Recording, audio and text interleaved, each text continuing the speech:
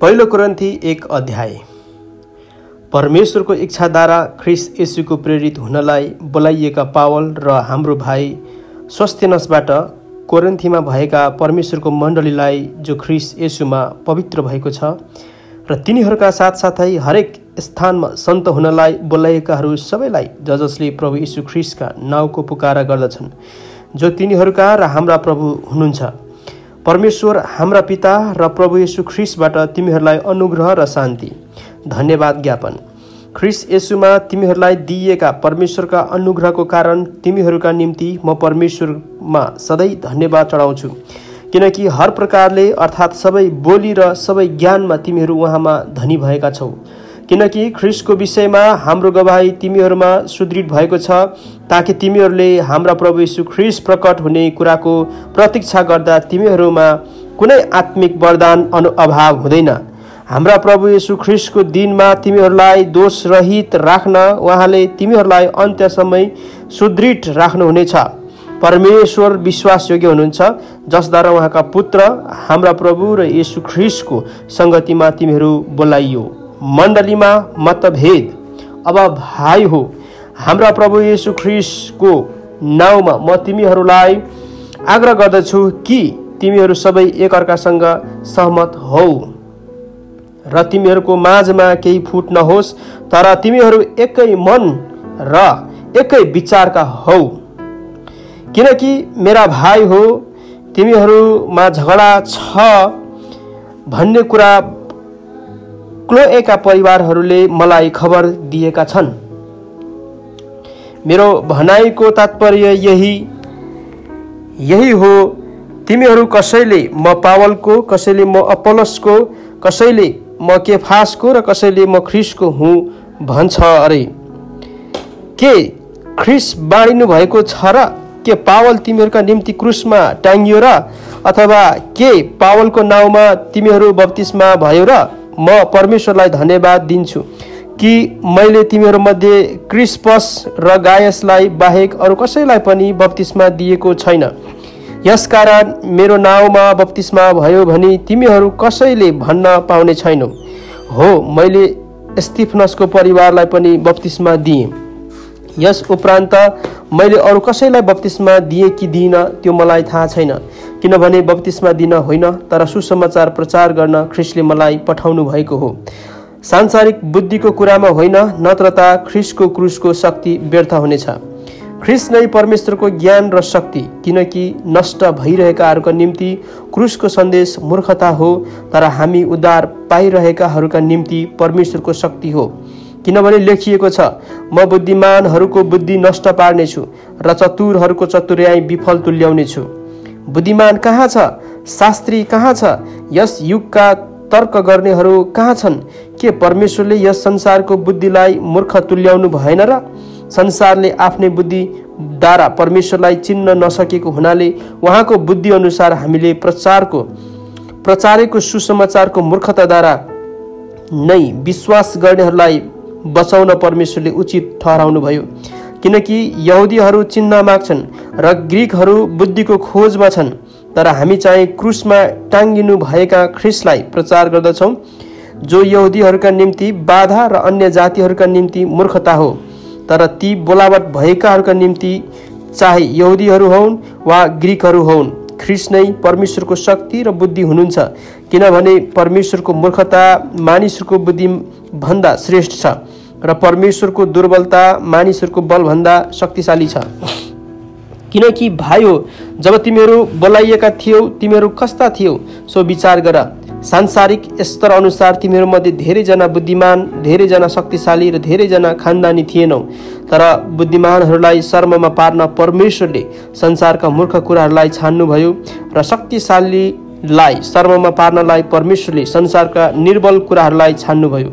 परमेश्वरले संसारका नीच र तुच्छ ठहरिएका कुराहरूलाई चुन्नुभयो, यहाँसम्म कि नगण्य कुराहरूलाई पनि चुन्नुभयो, यस हेतुले कि जुन कुरा छन् ती व्यर्थ ठहरिउन्। यसैले कुनै प्राणीले परमेश्वरको सामुन्ने अहंकार नगरोस्। परमेश्वर नै ख्रीष्ट येशूमा तिमीहरूका जीवनको स्रोत हुनुहुन्छ। ख्रीष्टलाई नै उहाँले हाम्रा बुद्धि, हाम्रा धार्मिकता र पवित्रता र हाम्रा उद्धार बनाउनु भयो। यसैले लेखिएको छ, गर्व गर्नेले प्रभुमा नै गर्व गरोस्। पहिलो कोरिन्थी 2 अध्याय। भाइ हो, म तिमीहरू कहाँ आउँदा ठुला ठुला कुराहरू र बुद्धिमा परमेश्वरका गवाहीको घोषणा गर्दै आइन, किनकि तिमीहरूसँग हुँदा येशू ख्रीष्ट र उहाँलाई क्रुसमा टाँगेका कुरा बाहेक अरू केही नजान्ने नै मैले निश्चय गरेको थिएँ। म तिमीहरू कहाँ दुर्बलतामा र ज्यादै डर र कम्पसाथ आएँ। मेरो उपदेश र सन्देश घतलाग्दो र बुद्धिपूर्ण शब्दमा थिएन, तर पवित्र आत्माको र शक्तिको प्रदर्शनमा थियो, ताकि तिमीहरूको विश्वास मानिसको बुद्धिमा होइन तर परमेश्वरको शक्तिमा आधारित होस्।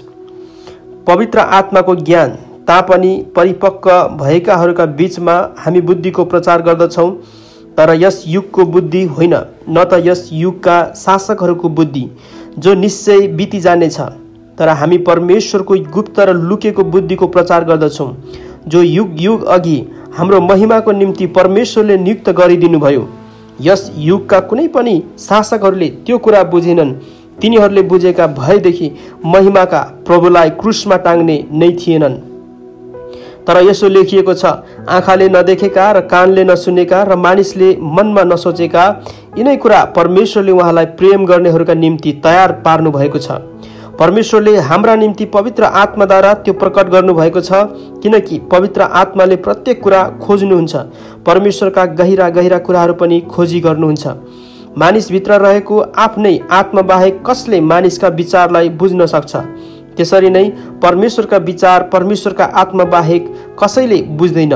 अब हामीले संसारको आत्मा पाएका छैनौँ, तर परमेश्वरले हामीलाई दिनुभएका वरदानहरू बुझ्न सकौँ भनेर उहाँबाट पवित्र आत्मा पाएका छौँ। जुन कुरा हामी प्रचार गर्छौँ ती कुरा मानिसहरूको बुद्धिले सिकाइएका शब्दहरूमा होइन, तर पवित्र आत्माले सिकाउनु भएअनुसार हामी आत्मिक शब्दहरूमा आत्मिक सत्यताहरूको अर्थ खोल्दछौँ। जो मानिस आत्मिक छैन त्यसले परमेश्वरका आत्माका कुराहरू ग्रहण गर्दैन, किनकि ती कुराहरू त्यसको निम्ति मूर्खता हुन्छन् र त्यसले ती बुझ्न सक्दैन, किनकि ती कुराहरू आत्मिक रीतिले मात्र चिन्न सकिन्छ। आत्मिक मानिसले सबै कुराको जाँच गर्दछ, तर ऊ चाहिँ कुनै मानिसद्वारा जाँचिने छैन, किनकि कसले प्रभुको मनलाई जानेको छ र कसले उहाँलाई सिकाउन सक्छ। तर हामीसँग त ख्रीष्टको मन छ। पहिलो कोरिन्थी 3 अध्याय। मण्डलीमा विभाजन। भाइ हो, तिमीहरूसँग बोल्दा आत्मिक जनहरूसँग बोले जस्तै म बोल्न सकिन, तर सांसारिक मानिस ख्रीष्टमा दुधे बालकसँग बोले जस्तै म बोल्न सके। मैले तिमीहरूलाई दूध खुवाएँ, खदिलो पदार्थ होइन, किनकि तिमीहरू त्यसको निम्ति तयार थिएनौ अनि अझ पनि छैनौ। तिमीहरू अझै सांसारिक नै छौ, किनकि जब तिमीहरूका बीचमा डाहा र कलह छ त के तिमीहरू सांसारिक चालमा चल्ने साधारण मानिस जस्ता भएनौ र? किनकि एउटाले पावलको र अर्काले म चाहिँ अपोलोसको भन्छ भने सांसारिक मानिस जस्तो भएनौ र? अपोलोस के हो, पावल के हो? प्रभुले हरेकलाई खटाउनु भए अनुसार सेवकहरू मात्र हुन्, जसद्वारा तिमीहरूले विश्वास गर्यौ। मैले रोपे, अपोलोसले पानी हाले, तर परमेश्वरले नै बढाउनु भयो। यसकारण रोप्ने केही होइन, न पानी हाल्ने केही हो, तर परमेश्वर मात्र जसले वृद्धि दिनुहुन्छ। रोप्ने र पानी हाल्ने एकै समान हुन्।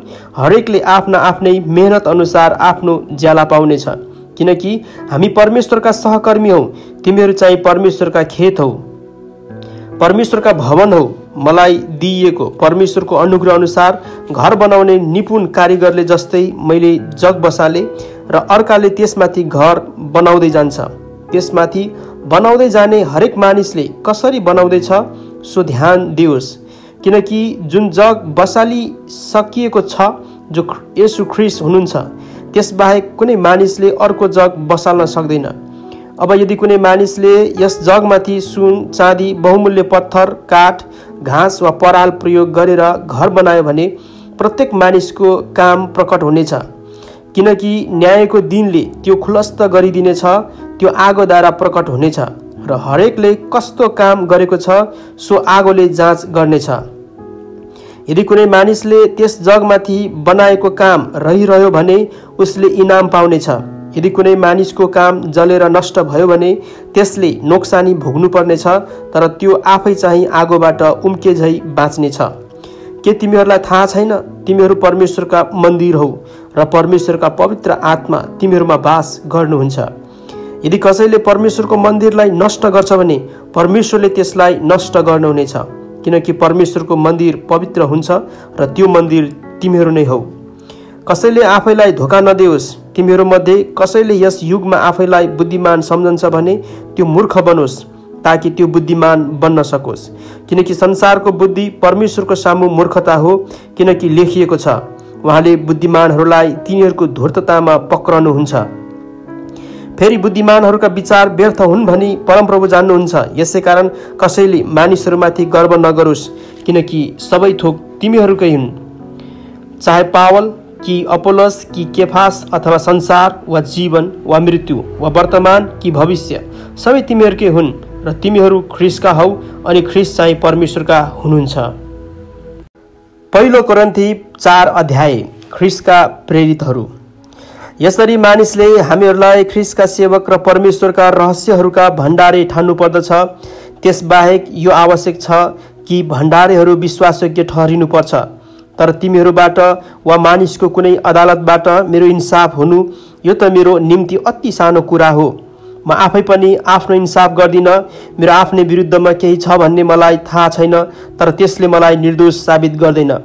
मेरो न्याय गर्ने त प्रभु नै हुनुहुन्छ। यसकारण तोकिएको समयभन्दा अघि न्याय नगर। प्रभु आउन्जेल पर्ख। उहाँले अन्ध्यारोमा लुकेका कुराहरूलाई प्रकाशमा ल्याउनु हुनेछ र मानिसहरूका हृदयका अभिप्रायहरू प्रकट गरिदिनुहुनेछ। तब हरेक मानिसले परमेश्वरबाट आफ्नो प्रशंसा पाउनेछ।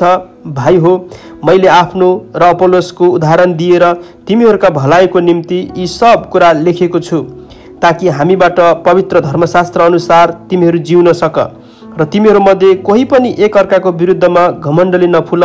किनभने अरूहरूभन्दा तिमीहरू कुन कुरामा फरक छौ? तिमीहरूसित के छ जो तिमीहरूले पाएका होइनौ? अनि तिमीहरूले त्यो पाएका छौ भने त्यो चाहिँ वरदान होइन जस्तै गरी। किन तिमीहरू घमण्डले फुल्दछौ? तिमीहरू तृप्त भइसकेका छौ, तिमीहरू धनी भइसकेका छौ। हामी बिना नै तिमीहरू राजा भएका छौ। तिमीहरूले साँच्चै राज्य गरेका भए हुन्थ्यो, ताकि हामी पनि तिमीहरूसँग राज्य गर्न सकौँ। किनभने मलाई यस्तो लाग्दछ, परमेश्वरले हामी प्रेरितहरूलाई मृत्युदण्ड पाएकाहरूलाई जस्तै सबैभन्दा पछि प्रदर्शनमा राख्नु भएको छ। किनकि संसार, स्वर्गदूतहरू र मानिसहरूका निम्ति हामी तमासा भएका छौँ। हामी ख्रीष्टको खातिर मूर्ख छौँ, तर तिमीहरू त ख्रीष्टमा बुद्धिमान छौ। हामी दुर्बल छौँ, तर तिमीहरू बलिया छौ। तिमीहरूको आदर छ, तर हाम्रो चाहिँ अनादर। यस घडीसम्म हामी भोका र प्यासा छौँ, नाङ्गा छौँ, कुटाई खाँदैछौँ र घरविहीन छौँ। आफ्नै हातले काम गरेर हामी मेहनत गर्छौँ। अपमानित हुँदा हामी आशीर्वाद दिन्छौँ। सताइँदा हामी सहन्छौँ। हाम्रो बदनाम हुँदा प्रेमपूर्वक जवाफ दिन्छौँ। अहिलेसम्म हामी संसारका फोहर र पृथ्वीका कसिङ्गर बनेका छौँ। तिमीहरूलाई शर्ममा पार्नलाई यी कुरा मैले लेखेको होइन, तर मेरा प्यारा बालकहरूलाई जस्तै अर्थी दिनलाई हो। किनकि ख्रीष्टमा तिमीहरूका 10,000 शिक्षकहरू भए पनि तिमीहरूका धेरै पिता त छैनन्। किनकि सुसमाचारद्वारा ख्रीष्ट येशूमा म तिमीहरूका पिता बने। यसकारण तिमीहरू मेरा अनुसरण गर्नेहरू हौ भनी म तिमीहरूलाई आग्रह गर्दछु। यसैले तिमीहरू कहाँ तिमोथीलाई पठाउँदैछु। तिनी प्रभुमा मेरा प्यारा र विश्वासी छोरा हुन्। मैले सबै ठाउँमा सारा मण्डलीमा सिकाए बमोजिम ख्रीष्टमा मेरो जीवन कस्तो छ, सो तिनले तिमीहरूलाई सम्झना गराउने छन्। म तिमीहरू कहाँ नआउने भन्ठानेर कतिजना अहङ्कारी भएका छन्, तर प्रभुको इच्छा भयो भने म तिमीहरू कहाँ चाँडै आउनेछु।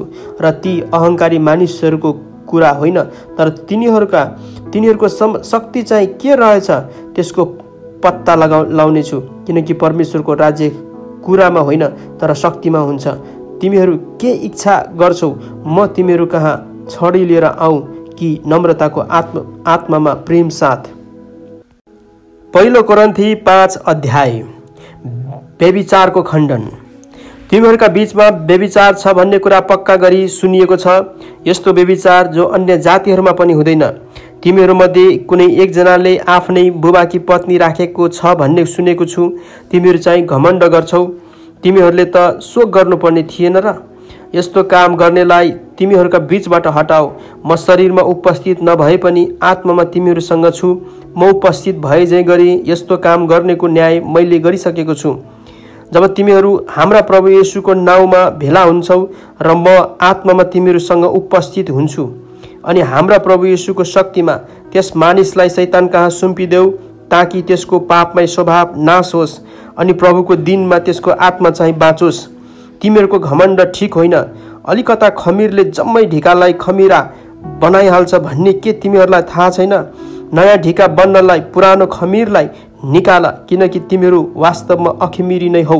हाम्रो निस्तारको थुमा ख्रीष्टको बलिदान भइसकेको छ। यसकारण हामी पुरानो खमीरले अर्थात् कुकर्म र दुष्टताको खमीरले होइन, तर निष्कपटता र सत्यताको अखमिरी रोटीले चाड मनाऊ। मैले मेरो पत्रमा तिमीहरूलाई व्यभिचारीहरूको सङ्गत नगर्नु भनेर लेखेको थिएँ।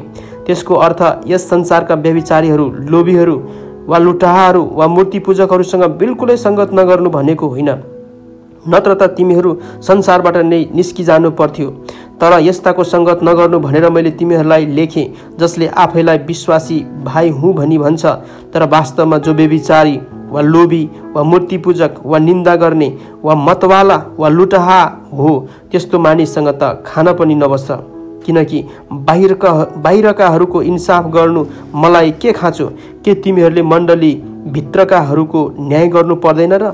बाहिरकाहरूको न्याय परमेश्वरले नै गर्नुहुन्छ। तिमीहरूले आफ्नो बीचबाट दुष्ट मानिसलाई निकालिदेऊ। पहिलो कोरिन्थी 6 अध्याय। विश्वासीहरूका बीचमा मुद्दा मामिला। तिमीहरूमध्ये एकजनाको अर्को भाइसँग झगडा भएको छ भने न्यायको निम्ति सन्तहरू कहाँ नगएर अधर्मी कहाँ जाने के त्यसले आँट गर्छ? सन्तहरूले संसारको न्याय गर्छन् भन्ने कुरा के तिमीहरूलाई थाहा छैन?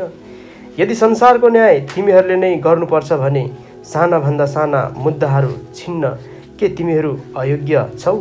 के तिमीहरूलाई थाहा छैन हामी स्वर्गदूतहरूको न्याय गर्नेछौँ? त्यसो भए यस जीवनमा हुने कुरा ठुला हुन् र? यस्ता झगडाहरू तिमीहरूमा छन् भने ती झगडाहरू किन ती मानिसहरूका अघि राख्दछौ जुन मानिसहरूलाई मण्डलीले केही मोलका ठान्दैनन्? तिमीहरूलाई शर्ममा पार्न म यो भन्दछु, आफ्ना दाजुभाइका बीचको झगडा मिलाउन सक्ने बुद्धिमान मानिस के साँच्चै तिमीहरूमा कोही पाइँदैन र? तर एउटा भाइ अर्को भाइको विरुद्धमा अदालतमा जान्छ, त्यो पनि अविश्वासीहरूका सामुन्ने। तिमीहरूमा एकले अर्काको विरुद्धमा मुद्दा लड्नु नै तिमीहरूको हार हो। बरु अन्याय किन नसहनु? बरु किन ठगिएर नै नबस्नु? तर तिमीहरू नै अन्याय गर्दछौ र ठग्छौ, त्यो पनि आफ्नै भाइहरूलाई। अधर्मीहरू परमेश्वरका राज्यको हकदार हुँदैनन् भन्ने के तिमीहरूलाई थाहा छैन? धोका नखाऊ। अनैतिकहरू, मूर्ति पूजकहरू, व्यभिचारीहरू, समलिङ्गीहरू, पुरुषगामीहरू, चोरहरू, लोभीहरू, मतवालाहरू, निन्दा गर्नेहरू, लुटाहाहरू परमेश्वरका राज्यको हकदार हुने छैनन्। तिमीहरू कोही यस्तै थियो, तर तिमीहरू धोइयो, पवित्र पारियो, प्रभु येशू ख्रीष्टको नाउँमा हाम्रा परमेश्वरका आत्माद्वारा निर्दोष ठहराइयो। व्यभिचार। सबै कुरा मेरो निम्ति न्यायसङ्गत छन्, तर सबै कुरा फाइदाका छैनन्। सबै कुरा मेरो निम्ति न्यायसङ्गत छन्, तर म कुनै कुराको कमारो हुने छैन। भोजन पेटको निम्ति र पेट भोजनको निम्ति हो, तर परमेश्वरले दुवैलाई नाश गर्नुहुनेछ। शरीर व्यभिचारको निम्ति होइन, तर प्रभुको निम्ति हो र प्रभु शरीरको निम्ति हुनुहुन्छ। परमेश्वरले आफ्नो शक्तिले प्रभुलाई जीवित पार्नुभयो र हामीलाई पनि उहाँको शक्तिद्वारा जीवित पार्नुहुनेछ। तिमीहरूका शरीर ख्रीष्टका अङ्गहरू हुन् भन्ने के तिमीहरूलाई थाहा छैन? त के म ख्रीष्टका अङ्गहरू लिएर तिनलाई वेश्याका अशुद्ध अङ्ग तुल्याउँ? यो कदापि नहोस्। वेश्यासँग जोडिने मानिस शरीरमा त्यससँग एक हुन्छ भन्ने कुरा के तिमीहरूलाई थाहा छैन? किनकि यस्तो लेखिएको छ, ती दुवै एउटै शरीर हुनेछन्। तर जो प्रभुसँग एक हुन्छ त्यो उहाँसँग आत्मामा एउटै हुनेछ। व्यभिचारदेखि अलग बस। अरू जुनसुकै पाप जो मानिसले गर्दछ त्यो शरीरबाट बाहिर हुन्छ, तर व्यभिचार गर्ने मानिसले आफ्नै शरीरको विरुद्धमा पाप गर्दछ। तिमीहरूको शरीर पवित्र आत्माको मन्दिर हो, जुन पवित्र आत्मा तिमीहरूले परमेश्वरबाट पाएका छौ। र उहाँ तिमीहरूभित्र वास गर्नुहुन्छ भन्ने के तिमीहरूलाई थाहा छैन? तिमीहरू स्वयं आफ्नै होइनौ, तिमीहरू मोल तिरेर किनिएका हौ, यसकारण तिमीहरूका शरीरमा परमेश्वरको महिमा गर। पहिलो कोरिन्थी 7 अध्याय विवाह सम्बन्धी। अब तिमीहरूले लेखेका कुराहरूका विषयमा पुरुषले स्त्रीलाई नछुनु नै असल हो। तर व्यभिचार सम्बन्धी परीक्षा अनेक भएका हुनाले हरेक मानिसको आफ्नै पत्नी होस् र हरेक स्त्रीको पनि आफ्नै पति होस्। पतिले आफ्नी पत्नीलाई तिनको वैवाहिक हक देओस् र यसरी नै पत्नीले पनि आफ्ना पतिलाई। पत्नीले आफ्नो शरीरमाथि अधिकार राख्दिन, तर उसको पतिले राख्छ। यसरी नै पतिले पनि आफ्नो शरीरमाथि अधिकार राख्दैन, तर उसकी पत्नीले राख्छे। पति पत्नीले आफ्नो पारस्परिक संसर्गदेखि एकअर्कालाई इन्कार नगर। इन्कार गर्यो भने पनि आपसमा सल्लाह गरेर केही समयको निम्ति मात्र, ताकि तिमीहरू प्रार्थनामा लागिरहन सक। तब फेरि एकसाथ बस, ताकि आत्मसंयमको अभावको कारणले शैतानले तिमीहरूलाई परीक्षामा नपारोस्। यो म तिमीहरूलाई आज्ञाको रूपमा होइन, तर अनुमतिको रूपमा भन्दछु। सबै मानिस म जस्तै रहेको म इच्छा गर्दछु, तर हरेकलाई परमेश्वरबाट विशेष वरदान मिलेको छ। एउटालाई एक किसिमको, अर्कालाई अर्को किसिमको। तर अविवाहित र विधवाहरूलाई म भन्दछु, तिनीहरू म जस्तै अविवाहित रहे तिनीहरूका निम्ति असल हुनेछ। तर तिनीहरूले आफूलाई वशमा राख्न सक्दैनन् भने तिनीहरूले विवाह गरून्, किनभने काम वासनामा जल्नुभन्दा विवाह गर्नु असल हो। अब विवाहितहरूलाई म कडा आज्ञा दिन्छु, मेरो आज्ञा होइन, तर प्रभुको आज्ञा हो। पत्नी पतिबाट नछुटोस्, तर छुट्टिएर बसिहाले तापनि त्यसले विवाह नगरोस्, बरु आफ्नो पतिसँग मिलाप गरोस्। पतिले आफ्नी पत्नीलाई नत्यागोस्। तर तिमी अरूहरूलाई म भन्दछु, यो मेरो भनाइ हो, प्रभुको होइन। यदि कुनै भाइकी ख्रीष्टमा विश्वास नगर्ने पत्नी छ र तिनी उसँग बस्न चाहन्छन् भने उसले त्यसलाई नत्यागोस्। यदि कुनै स्त्रीको ख्रीष्टमा विश्वास नगर्ने पति छ र त्यो उसित बस्न चाहन्छ भने तिनले आफ्नो पतिलाई नत्यागोस्, किनकि अविश्वासी पति आफ्नी पत्नीद्वारा पवित्र हुन्छ र अविश्वासी पत्नी आफ्नो पतिद्वारा पवित्र हुन्छ। नत्र त तिनीहरूका छोराछोरीहरू अशुद्ध हुनेछन्, तर वास्तवमा तिनीहरू त पवित्र छँदैछन्। तर विश्वास नगर्ने चाहिँ छुट्टिन्छ भने छुट्टियोस्। यस्तो अवस्थामा त्यो ख्रीष्टमा विश्वास गर्ने पति अथवा पत्नी कुनै बन्धनमा रहने छैन, किनभने परमेश्वरले हामीलाई शान्तिमा रहन बोलाउनु भएको हो। हे पत्नी, तिमीलाई के थाहा, सायद तिमीले आफ्ना पतिलाई बचाउन सक्छौ कि? अथवा हे पति, तिमीलाई के थाहा, सायद तिमीले आफ्नी पत्नीलाई बचाउन सक्छौ कि? प्रभुले हरेकलाई जस्तो जीवन खटाउनु भएको छ र जस्तो स्थितिमा बोलाउनु भएको छ, सही बमोजिम त्यो हिँडोस्। सबै मण्डलीहरूका निम्ति मेरो नियम यही हो। के कोही मानिसको बोलावट हुँदा त्यसको अघिबाटै खतना भइसकेको थियो? त्यसो हो भने त्यसले बेखतना हुन नखोजोस्। के कोही खतना नहुँदै बोलावट भएको छ? त्यसो भए त्यसले खतना हुन नचाहोस्। खतना केही होइन, बेखतना पनि केही होइन, तर परमेश्वरको आज्ञा पालन मुख्य कुरा हो। जुन अवस्थामा मानिसलाई बोलावट भएको छ त्यसैमा नै हरेक मानिस रहिरहोस्। तिम्रो बोलावट हुँदा तिमी कमरा थियौ, यदि थियौ भने त्यसको वास्ता नगर, तर स्वतन्त्र हुन सक्छौ भने त्यसको फाइदा उठाऊ। किनभने प्रभुमा बोलावट हुँदा जो मानिस कमरा थियो, अब त्यो प्रभुको स्वतन्त्र मानिस भएको छ। त्यसै गरी बोलावट भएको समयमा जो मानिस स्वतन्त्र थियो त्यो ख्रीष्टको कमारो भएको छ। तिमीहरू मोल तिरेर किनिएका हौ, मानिसहरूका कमारा नबन। यसकारण भाइ हो, जसलाई जस्तो अवस्थामा बोलावट भएको छ प्रत्येक त्यही अवस्थामा परमेश्वरसँग रहिरहोस्। अब कन्याहरूका बारेमा प्रभुको आज्ञा मसित केही छैन, तर प्रभुको कृपाद्वारा एउटा विश्वासयोग्य व्यक्तिको हैसियतले म तिमीहरूलाई आफ्नो सल्लाह दिन्छु। वर्तमान सङ्कष्टलाई हेर्दा जुन व्यक्ति जस्तो अवस्थामा छ त्यसैमा नै रहे असल होला भन्ने म ठान्छु। के तिमीले विवाह गरेका छौ? त्यसो भए आफ्नी पत्नीबाट छुट्न नखोज। के तिमी अविवाहित छौ? त्यसो भए विवाह गर्न नखोज। तर तिमीले विवाह गर्यौ भने पनि त्यो पाप होइन। कन्या केटीले विवाह गर्दैमा त्यसले पाप गरेकी हुँदिन, तरै पनि विवाह गर्नेहरूले यस जीवनमा कष्टहरूको सामना गर्नुपर्नेछ र म तिमीलाई यसदेखि जोगाउन चाहन्छु। भाइ हो, मेरो भन्ने कुरा यही हो कि समय थोरै छ र अब उपरान्त पत्नी हुनेहरू पत्नी नभएकाहरू जस्तै भएर रहन्, शोक गर्नेहरू शोक नगरेकाहरू जस्ता र हर्ष मनाउनेहरू हर्ष नमनाउनेहरू जस्ता भएर रहन्, किनमेल गर्नेहरू आफूसँग केही थोक नभए जस्तै रहन् र तिनीहरू जसले संसारका थोकहरू उपभोग गर्छन् तिनमा आफ्नो केही चासो नभए जस्तै गरून्, किनकि संसारको वर्तमान रूप बितेर जाँदैछ। तिमीहरू सबै निष्फिक्री हौ भन्ने म चाहन्छु। विवाह नभएको मानिसले प्रभुलाई कसरी खुसी तुल्याउँ भनेर प्रभुकै कुराको विषयमा फिक्री गर्दछ, तर विवाह भएको मानिसले पत्नीलाई कसरी खुसी राखौँ भनेर संसारका कुराको फिक्री गर्दछ। यस्तो मानिसको मन दुईपट्टि लागेको हुन्छ।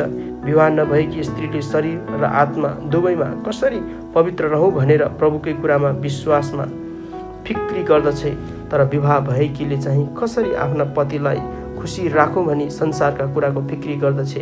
यो कुरा तिमीहरूमाथि प्रतिबन्ध लाउनलाई होइन, तर तिमीहरूका भलाइको लागि नै भनिरहेछु, यस हेतुले कि तिमीहरू एक चित्तका भई प्रभुप्रति भक्तिसाथ ठिक किसिमको जीवन यापन गर्न सक। यदि कुनै मानिसले आफूसँग मगनी भइसकेकी कन्यासँग अनुचित व्यवहार गरेको ठान्छ र यदि त्यस कन्याको उमेर पनि ढल्कँदै गएको छ भने उसले विवाह गर्न चाहे विवाह गर्न सक्छ, यसमा पाप छैन। तिनीहरूको विवाह हुनैपर्छ, तर जुन मानिसले आफ्नो मन पक्का गरिसकेको छ, जो कुनै करकापमा परेको छैन तर आफ्नो इच्छालाई बसमा राख्न सक्छ र जसले कन्यालाई विवाह नगर्ने निर्णय गरिसकेको छ भने यस्तो मानिसले पनि ठिकै गर्दछ। यसरी जसले कन्यालाई विवाह गर्छ उसले ठिकै गर्छ, तर जसले विवाह गर्दैन उसले अझ असल गर्छ। पति बाँचुन्जेल पतिकै बन्धनमा पत्नी रहन्छे, तर पतिको मृत्यु भएपछि त्यसले इच्छा गरेको व्यक्तिसँग त्यो विवाह गर्न स्वतन्त्र हुन्छ, तर ऊ चाहिँ प्रभुकै जन हुनुपर्छ। तर त्यो त्यसै बस्छे भने झन् सुखी हुन्छ। यो मेरो विचार हो अनि म सम्झन्छु कि ममा पनि परमेश्वरका आत्मा हुनुहुन्छ। पहिलो कोरिन्थी 8 अध्याय। मूर्तिलाई चढाएको खानेकुरा। अब मूर्तिहरूलाई चढाएको खानेकुरा बारेमा हामी जान्दछौँ कि हामी सबैसित ज्ञान छ। ज्ञानले घमण्ड ल्याउँछ, तर प्रेमले उन्नति गराउँछ। यदि कसैले केही जान्दछु भनी ठान्छ भने उसले जति जान्नुपर्ने हो त्यति जानेको हुँदैन, तर कसैले परमेश्वरलाई प्रेम गर्दछ भने त्यसलाई परमेश्वरले चिन्नुहुन्छ। यसकारण मूर्तिहरूलाई चढाएका खानेकुरा खाने विषयमा चाहिँ हामी जान्दछौँ कि मूर्तिको कुनै अस्तित्व नै छैन र एक परमेश्वर बाहेक अरू छैन। आकाशमा वा पृथ्वीमा नाम मात्रका देवदेवताहरू छन् होला।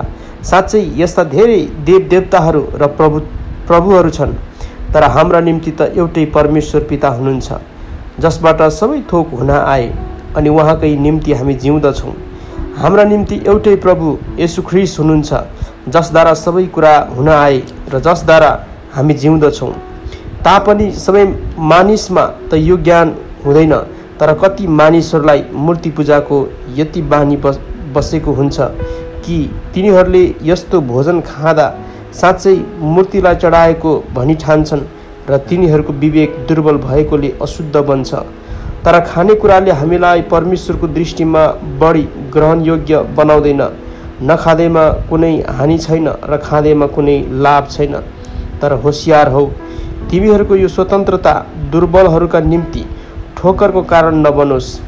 किनभने यदि कुनै दुर्बल विवेक भएको मानिसले तिमी ज्ञान भएको मानिसलाई मूर्तिको मन्दिरमा खाना बसेको देख्यो भने मूर्तिलाई चढाएको खानेकुरा खाने त्यसले साहस नगर्ला र? अनि तिम्रो ज्ञानले गर्दा त्यो दुर्बल भाइ नष्ट हुन्छ जसको निम्ति ख्रीष्ट मर्नुभयो। अब यसरी आफ्ना भाइहरूका विरुद्धमा पाप गर्दा र तिनीहरूका दुर्बल विवेकलाई चोट लाउँदा तिमीहरू ख्रीष्टको विरुद्धमा पाप गर्दछौ।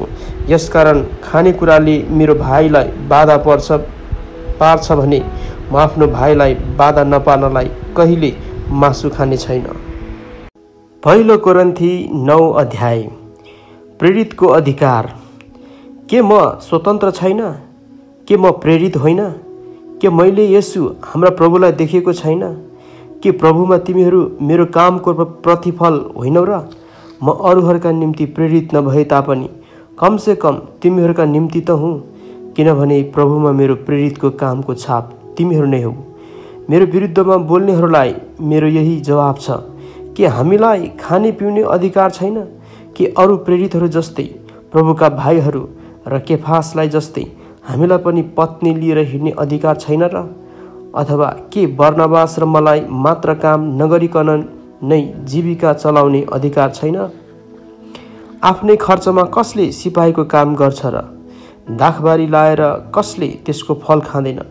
अथवा भेडा बाख्राका बथान पालेर कसले त्यसको दुध पिउँदैन? के मानिसको दृष्टिकोणबाट मात्र म यो भन्दैछु र? अथवा के व्यवस्थाले पनि यही कुरा भन्दैन? किनभने मूसाको व्यवस्थामा लेखिएको छ, दाइँ गर्दा गोरुलाई मोहलो नलगाओ। के गोरुहरूका विषयमा परमेश्वर चिन्तित हुनुहुन्छ? के उहाँले हाम्रो खातिर नै यो भन्नुभएको होइन र? हाम्रो खातिर नै यो लेखिएको हो। किनकि जोत्ने र दाइँ गर्नेले अन्नको केही हिस्सा पाउने आशामा नै जोत्छ र दाइँ गर्छ। यदि हामीहरूले तिमीहरूका माझमा आत्मिक बिउ रोपेका छौँ भने र तिमीहरूको भौतिक सम्पत्तिको कटनी गर्यौँ भने के त्यो अति भयो र? यदि अरूहरूले तिमीहरूमाथि यस मुनासिब हकको दाबी गर्छन् भने के हाम्रो अझ बढी हक छैन र? तापनि हामीले त यस हकको प्रयोग गरेका छैनौँ, तर ख्रिस्टको सुसमाचारमा बाधा नपारौँ भनेर बरु हामी सबै कुरा सहन्छौँ। के तिमीहरूलाई थाहा छैन कि मन्दिरमा सेवा गर्नेहरूले मन्दिरका थोकहरूबाट खान्छन् र वेदीका सेवा गर्नेहरूले बलिबाट हिस्सा लिन्छन्? त्यसरी नै सुसमाचार प्रचार गर्नेहरूले पनि सुसमाचारबाटै जीविका चलाउन् भनी प्रभुले आज्ञा दिनुभयो। तर यी हकहरूमध्ये मैले कुनैको प्रयोग गरेको छैन र मेरो निम्ति यस्तै प्रबन्ध होस् भनेर मैले यी कुरा लेखेको होइन। किनभने मेरो गर्व गर्ने कुरादेखि कसैले मलाई वञ्चित गराउन भन्दा बरु म मर्नु असल छ। किनकि यदि मैले सुसमाचार प्रचार गरेँ भने त्यसमा मैले घमण्ड गर्ने केही कारण छैन, किनकि यसो गर्न म बाध्य छु। यदि सुसमाचार प्रचार गरिन भने मलाई धिक्कार छ, किनकि यदि आफ्नो इच्छाले म यो काम गर्दछु भने मलाई इनाम छ। तर मैले आफ्नै इच्छाले यो गरेको होइन भने पनि मलाई एउटा भण्डारीको जिम्मा सुम्पिदिएको छ। तब मेरो इनाम के हो? केवल यति नै हो कि सित्तैमा सुसमाचार प्रचार गर्न पाऊँ र सुसमाचार प्रचार गर्दा पाउने पूर्ण हकको दाबी मैले गर्न नपरोस्। किनभने म मानिसहरूबाट स्वतन्त्र भएँ तापनि अझ धेरैलाई जित्न सकूँ भनेर मैले आफैलाई सबैको दास तुल्याएँ। यहुदीहरूलाई जितुँ भनेर यहुदीहरूका निम्ति म यहुदी जस्तै बने। व्यवस्थाको अधीनमा रहनेहरूलाई जितुँ भनेर म आफै व्यवस्थाको अधीनमा नभए तापनि व्यवस्थाको अधीनमा भएकाहरूका निम्ति व्यवस्थाकै अधीनमा रहे जस्तै भएँ। व्यवस्थाको बाहिर हुनेहरूलाई जित्न सकूँ भनेर म आफै परमेश्वरको व्यवस्थाबाट बाहिर नभई तर ख्रिस्टको व्यवस्थाको अधीनमा रही व्यवस्थाको बाहिर हुनेहरू झै बने। दुर्बलहरूलाई जितुँ भनेर दुर्बलहरूका निम्ति म दुर्बल बने। सब प्रकारका उपायले कसै न कसैलाई बचाउन सकूँ भनेर सबैका निम्ति म सब थोक बने। सुसमाचारका आशिषहरूको सहभागी हुन सकूँ भनेर सुसमाचारकै खातिर म यी सब थोक गर्दछु।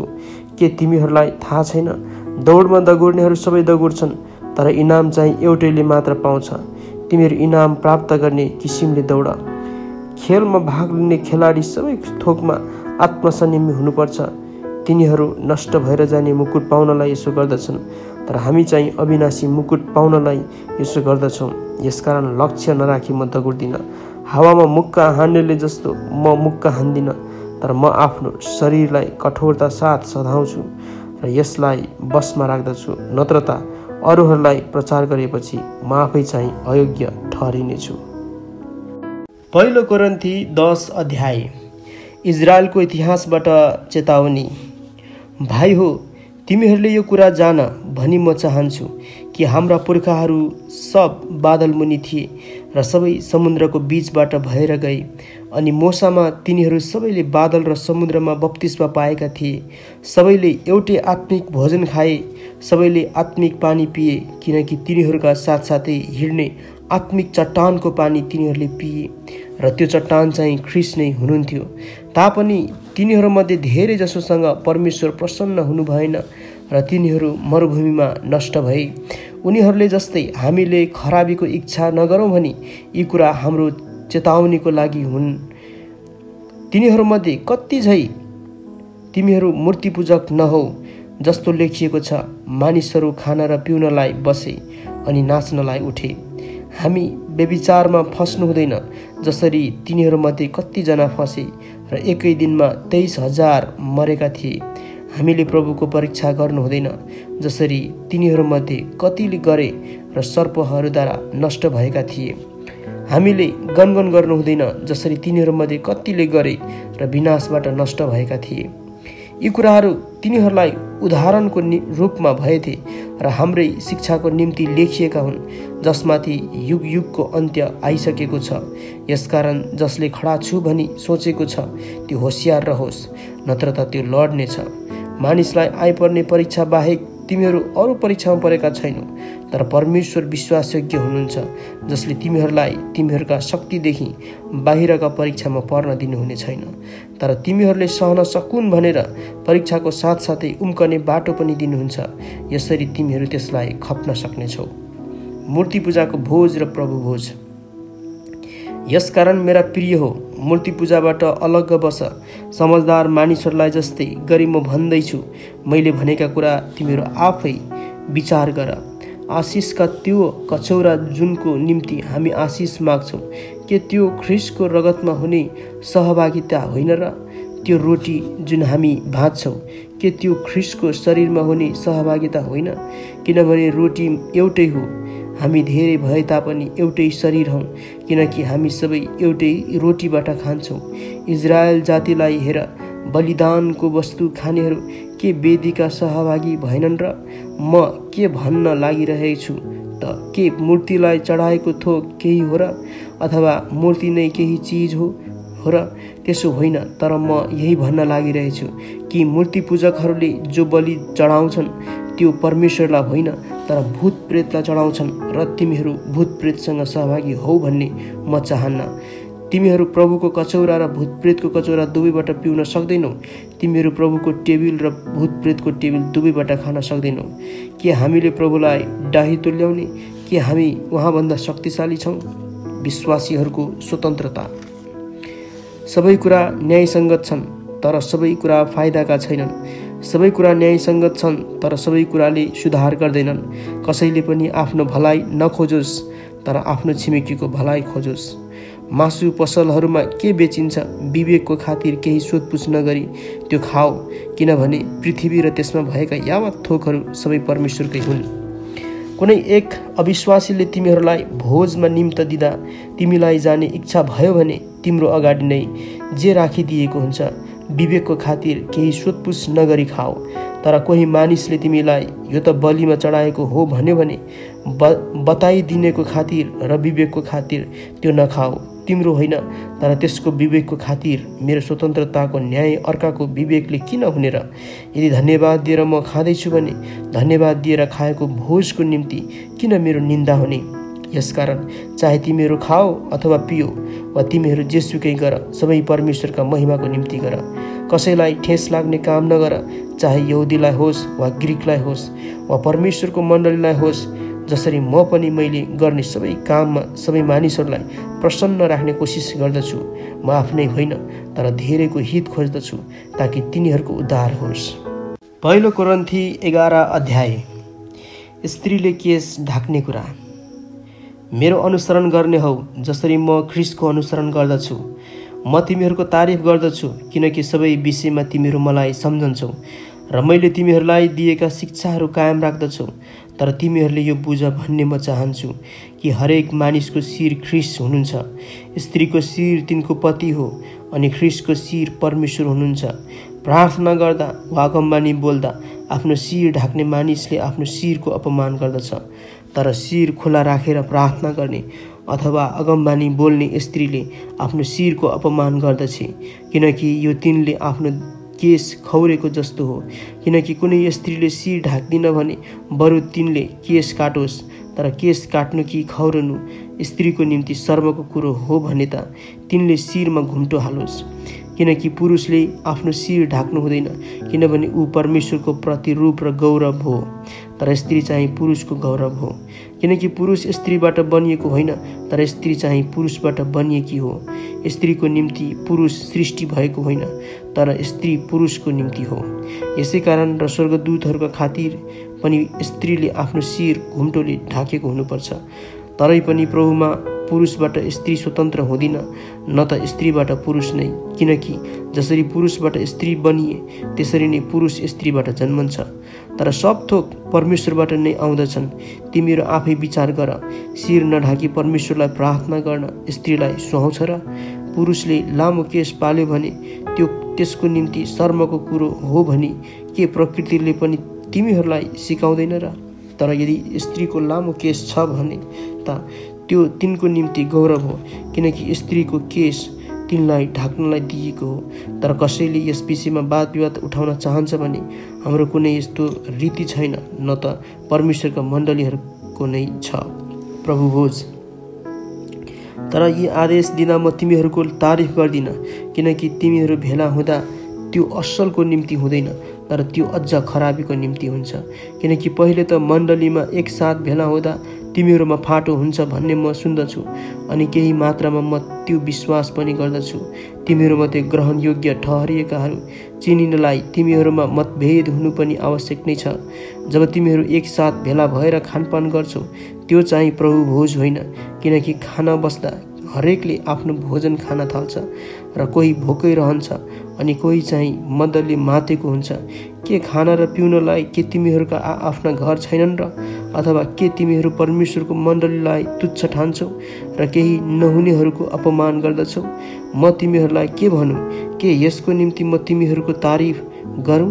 म कदाचित तारिफ गर्दिनँ, किनकि प्रभुबाट मैले जे पाएँ सो तिमीहरूलाई सुम्पी पनि दिएँ। अर्थात् जुन रात उहाँ पक्राउ पर्नुभयो त्यो रात प्रभु येशूले रोटी लिनुभयो र धन्यवाद दिनुभएपछि उहाँले त्यो भाँच्नुभयो र भन्नुभयो, यो तिमीहरूका निम्ति मेरो शरीर हो, यो मेरो मन सम्झनाको निम्ति गर। त्यसै गरी खाएपछि उहाँले कचौरा लिएर यसो भन्नुभयो, यो कचौरा मेरो रगतमा भएको नयाँ करार हो। जहिले जहिले तिमीहरू यो पिउँछौ मेरो सम्झनामा यो अक्सर गर। किनभने जहिले जहिले तिमीहरू यो रोटी खान्छौ र यस कचौराबाट पिउँछौ, उहाँ नआउन्जेल तिमीहरू प्रभुका मृत्युको घोषणा गर्दछौ। यसकारण जसले अयोग्य रीतिले प्रभुको रोटी खान्छ कि प्रभुको कचौराबाट पिउँछ, त्यो मानिस प्रभुको शरीर र रगतलाई अपवित्र तुल्याएकोमा दोषी ठहरिनेछ। हरेक मानिसले आफूलाई जाँचोस् अनि मात्र त्यसले रोटी खाओस् र कचौराबाट पिओस्, किनकि प्रभुको शरीरलाई नचिनिकन जसले खान्छ र पिउँछ त्यसले त्यो खाएको र पिएको कारणले आफूमाथि दण्ड ल्याउनेछ। यसै कारण तिमीहरूमध्ये धेरैजना दुर्बल र रोगी छौ र कतिजना चाहिँ सुतिसकेका छन्। तर हामी साँच्चै आफैलाई जाँचेका छौँ भने हामी न्यायमा पर्ने छैनौँ। तर जब प्रभुले हाम्रो न्याय गर्नुहुन्छ तब हामीलाई अनुशासन गर्नुहुन्छ, ताकि संसारसँग हामी दोषी नठहरियौँ। यसकारण मेरा भाइ हो, खानालाई एकसाथ भेला हुँदा एक दोस्रालाई पर्ख। यदि कोही भोको छ भने त्यसले घरैमा खाओस्, नत्र त एकसाथ भेला हुँदा तिमीहरू दण्डको भागी हुनेछौ। अरू कुराहरूका विषयमा म आउँदा निर्देशन दिनेछु। पहिलो कोरिन्थी 12 अध्याय।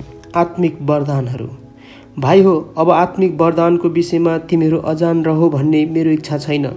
तिमीहरूलाई थाहै छ कि जब तिमीहरू अन्य जाति थियौ तब कुनै न कुनै प्रकारले प्रभावित भएर तिमीहरू बोल्नै नसक्ने मूर्तिहरूतिर बहकिएका थियौ। यसकारण तिमीहरूले यो कुरा बुझेका म चाहन्छु कि परमेश्वरका आत्माद्वारा बोल्ने कसैले येशू श्रापित होस् भन्दैन, अनि पवित्र आत्माद्वारा मात्र येशू नै प्रभु हुनुहुन्छ भन्न सक्छ। वरदानहरू विभिन्न किसिमका छन्, तर पवित्र आत्मा एउटै हुनुहुन्छ।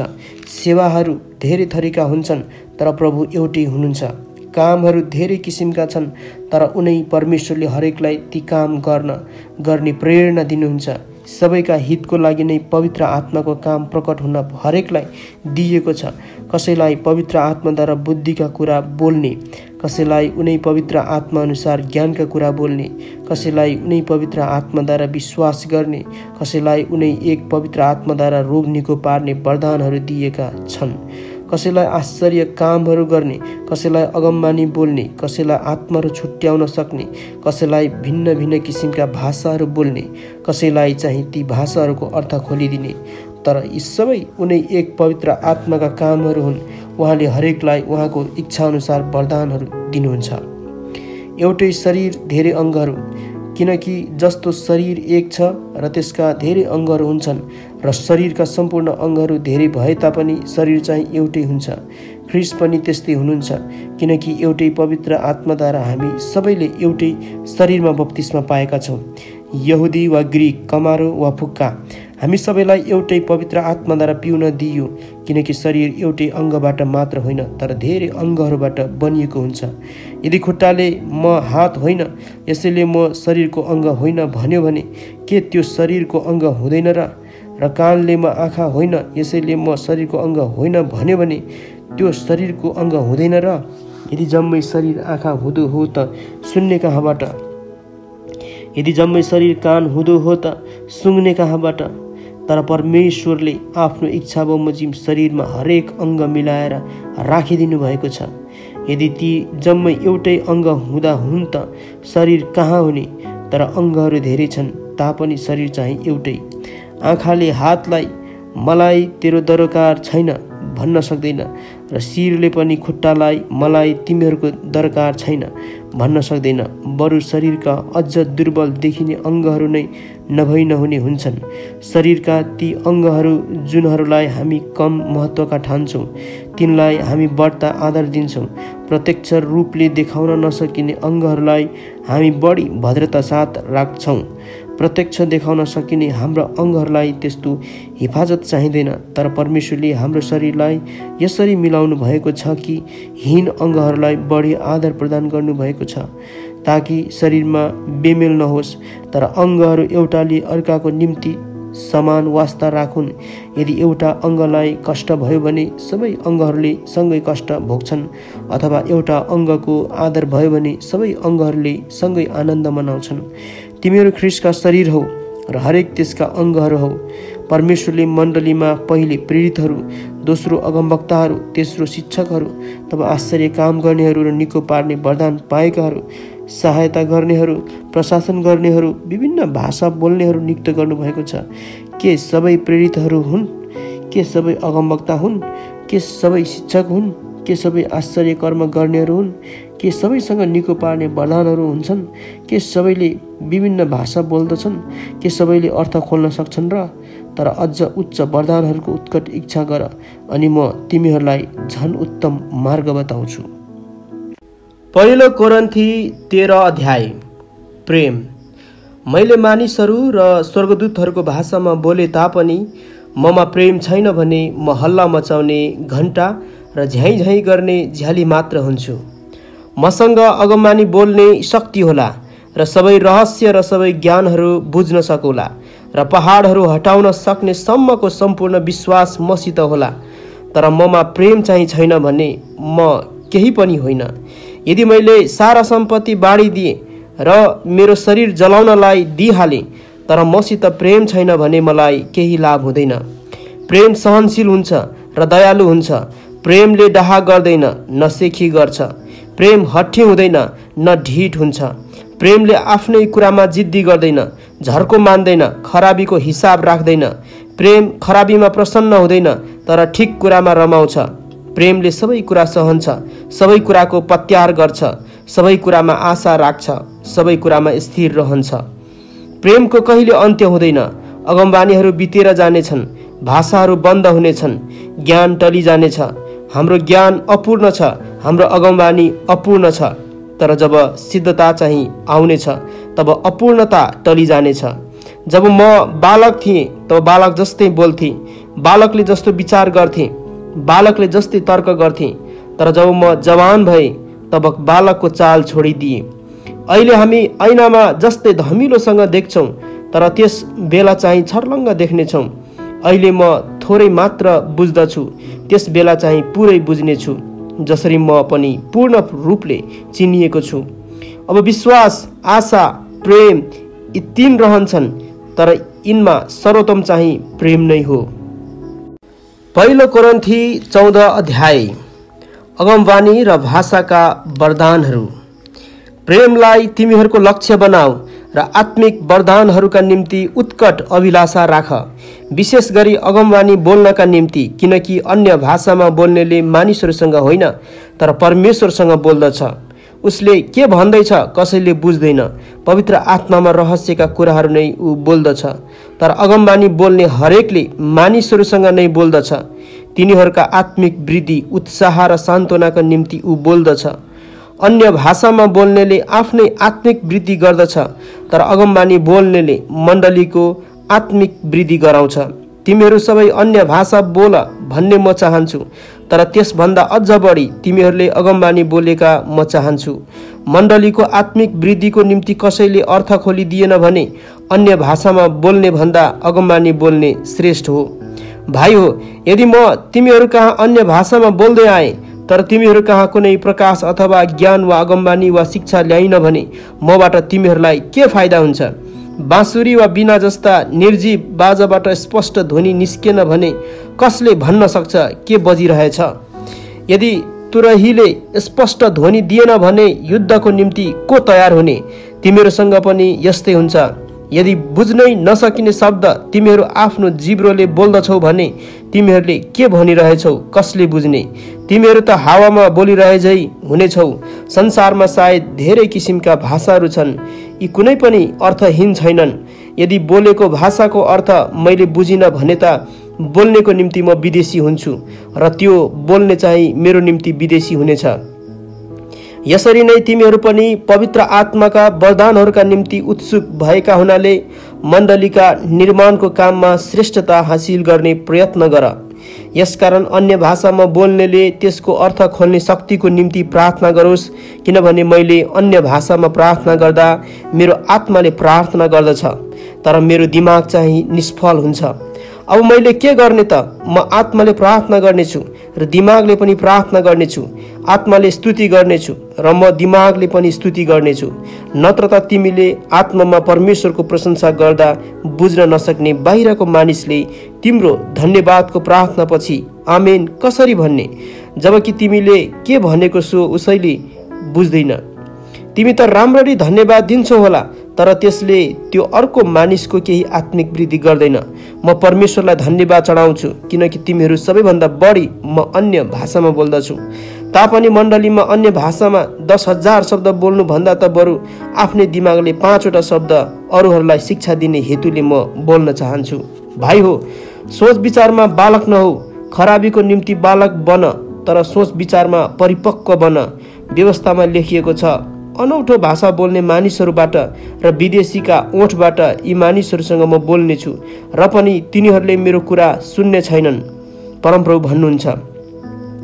यसकारण अन्य भाषाहरू विश्वासीहरूका निम्ति होइन तर अविश्वासीहरूका निम्ति चिन्ह हो, तर अगमवाणी चाहिँ अविश्वासीहरूका निम्ति होइन तर विश्वासीहरूका निम्ति हो।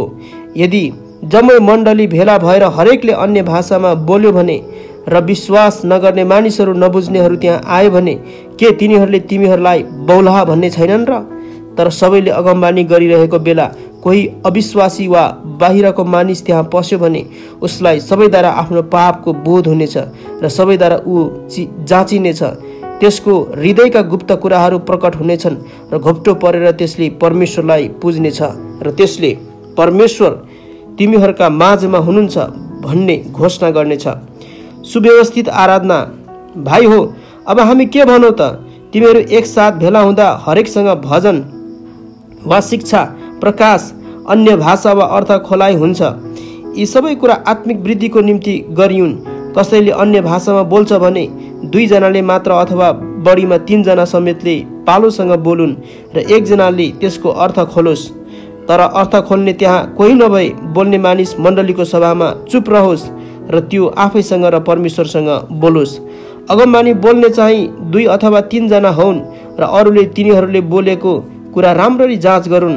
तर त्यहाँ बस्ने कुनै 1 जनालाई प्रकाश आयो भने पहिलो वक्ता चाहिँ चुप रहोस्। तिमीहरू सबैले पालैसँग अगमवाणी बोल्न सक्छौ र यसरी नै सबैले सिक्न सक्छन् अनि सबैले उत्साह पाउन सक्छन्। अगमवक्ताहरूका आत्मा अगमवक्ताहरूकै अधीनमा हुन्छन्, किनकि परमेश्वर गोलमालका परमेश्वर हुनुहुन्न तर शान्तिका परमेश्वर हुनुहुन्छ। सन्तहरूका सबै मण्डलीमा भएको प्रथा अनुसार स्त्रीहरू मण्डलीको सभामा चुपचाप रहन्, तिनीहरूलाई बोल्ने अनुमति छैन। तर व्यवस्थाले भनेझै तिनीहरू अधीनमा रहन्। केही कुराको बारेमा तिनीहरू सोध्न चाहन्छन् भने घरमा आफ्ना पतिलाई सोधुन्, किनभने मण्डलीमा स्त्रीहरूले बोल्नु शर्मको कुरो हो। के परमेश्वरको वचन तिमीहरूबाट सुरु भएको हो, अथवा के तिमीहरू कहाँ मात्र यो आएको हो? कसैले आफूलाई अगमवक्ता अथवा आत्मिक मानिस सम्झन्छ भने मैले लेखेको कुरा प्रभुको आज्ञा हो भन्ने त्यसले स्वीकार गरोस्। तर कसैले यसको वास्ता गर्दैन भने त्यसको पनि वास्ता गरिने छैन। यसकारण भाइ हो, अगमवाणी बोल्ने उत्कट इच्छा गर र अन्य भाषामा बोल्नेहरूलाई मनाही नगर, तर सबै काम शिष्टतापूर्वक र सुव्यवस्थित ढङ्गले हुनुपर्छ। पहिलो कोरिन्थी 15 अध्याय। ख्रिस्टको पुनरुत्थान। भाइ हो, मैले तिमीहरूलाई प्रचार गरेको सुसमाचार म तिमीहरूलाई याद दिलाउन चाहन्छु, जुन सुसमाचार तिमीहरूले ग्रहण गर्यौ र जसमा तिमीहरू स्थिर रहन्छौ। यस सुसमाचारद्वारा तिमीहरूको उद्धार भएको छ, यदि त्यसमा तिमीहरू अटल रह्यौ भने, नत्र त तिमीहरूले व्यर्थैमा विश्वास गर्यौ। किनभने मैले जे पाएँ त्यसैलाई सबैभन्दा मुख्य विषयको रूपमा तिमीहरूलाई सुम्पिदिए, अर्थात् पवित्र धर्मशास्त्र अनुसार ख्रिस्ट हाम्रा पापका निम्ति मर्नुभयो, उहाँ गाडिनुभयो र पवित्र धर्मशास्त्र अनुसार तेस्रो दिनमा उहाँ पुनर्जीवित पारिनुभयो। उहाँ केफास कहाँ अनि 12 जना कहाँ देखा पर्नुभयो। त्यसपछि उहाँ एकै समयमा 500 भन्दा बढी भाइहरू कहाँ एकसाथ देखा पर्नुभयो, जसमध्ये धेरै जसो अहिलेसम्म छँदैछन्, तर कोही कोही सुतिसकेका छन्। त्यसपछि याकुब र सबै प्रेरितहरू कहाँ उहाँ देखा पर्नुभयो। सबैभन्दा अन्त्यमा असमयमा जन्मेको मानिस कहाँ जस्तो म कहाँ पनि उहाँ देखा पर्नुभयो।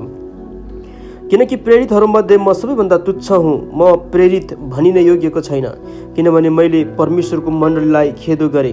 तर म जो छु त्यो परमेश्वरको अनुग्रहले छु, र म माथि भएको उहाँको अनुग्रह व्यर्थ भएन। बरु मैले त तिनीहरू सबैले भन्दा बढी परिश्रम गरेँ, तैपनि मैले होइन, मसँग भएका परमेश्वरको अनुग्रहले हो। यसकारण मैले भए पनि अथवा तिनीहरूले भए पनि हामी जो प्रचार गर्दछौँ सो तिमीहरूले विश्वास गरेका छौ। मृतकहरूको पुनरुत्थान। मृतकहरूबाट ख्रिस्ट पुनरुत्थान हुनुभयो भनी प्रचार गरिन्छ भने कसरी तिनीहरूमध्ये कसैले मृतकको पुनरुत्थान हुँदैन भनी भन्न सक्छौँ? तर यदि मृतकहरूको पुनरुत्थान हुँदैन भने त ख्रिस्ट पनि मृतकबाट पुनर्जीवित पारिनु भएको होइन।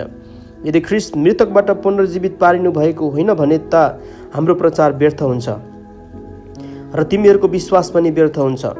त्यसभन्दा बढी हामी परमेश्वरको बारे झुटा साक्षीहरू ठहरिन्छौँ, किनकि उहाँले ख्रिस्टलाई मृतकबाट पुनर्जीवित पार्नुभयो भनी हामीले परमेश्वरको बारे गवाही दिएका छौँ। तर साँच्चै मृतकहरूको पुनरुत्थान हुँदैन भने उहाँले ख्रिस्टलाई पुनर्जीवित पार्नु भएन। किनकि यदि मृतकहरूको पुनरुत्थान नहुने भए त ख्रिस्ट पनि मृतकबाट जीवित पारिनु भएन। ख्रिस्ट पुनर्जीवित पारिनु भएन भने तिमीहरूको विश्वास व्यर्थ छ र तिमीहरू अझसम्म आफ्ना पापमा नै छौ। तब त ख्रिस्टमा सुति गएकाहरू पनि नष्ट भएका छन्। यदि यस जीवनको लागि मात्र ख्रिस्टमा हामीले आशा राखेका हौँ भने हामी सबै मानिसहरूभन्दा बढी दयनीय हुन्छौँ। वास्तवमा ख्रिस्ट मृतकहरूबाट जीवित हुनुभएको छ। सुति जानेहरू मध्येमा उहाँ चाहिँ प्रथम फल हुनुहुन्छ, किनकि जसरी मानिसबाट मृत्यु आयो त्यसरी नै मृतकहरूको पुनरुत्थान पनि मानिसबाट नै आयो। किनकि जसरी आदममा सबै मर्दछन् त्यसै गरी ख्रिस्टमा सबै जीवित पारिनेछन्।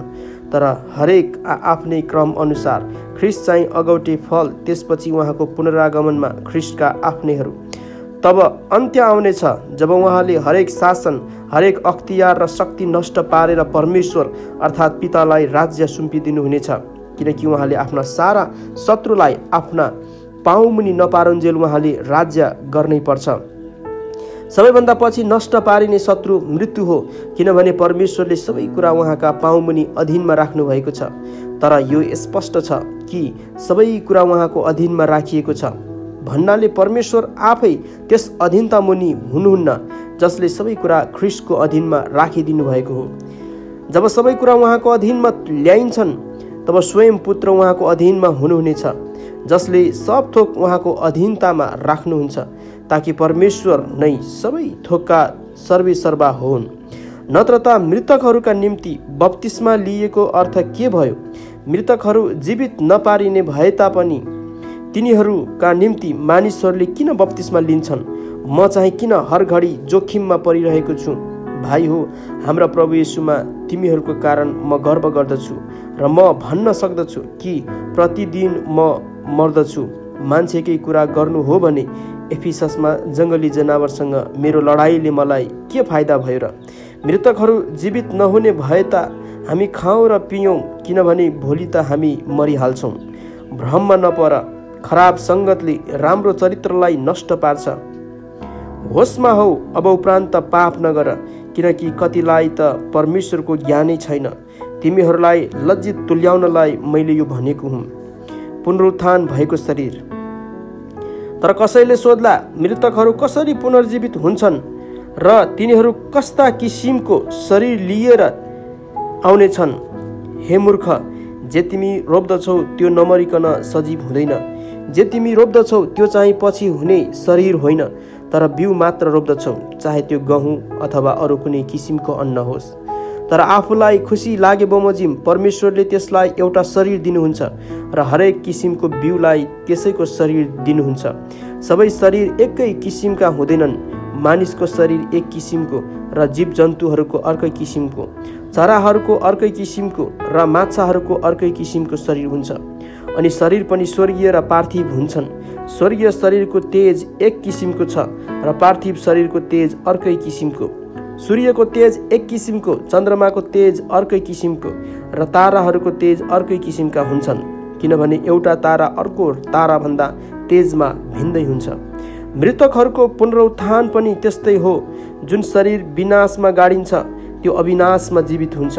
अनादरमा त्यो गाडिन्छ, महिमामा त्यो जीवित हुन्छ। दुर्बलतामा त्यो गाडिन्छ, शक्तिमा त्यो जीवित हुन्छ।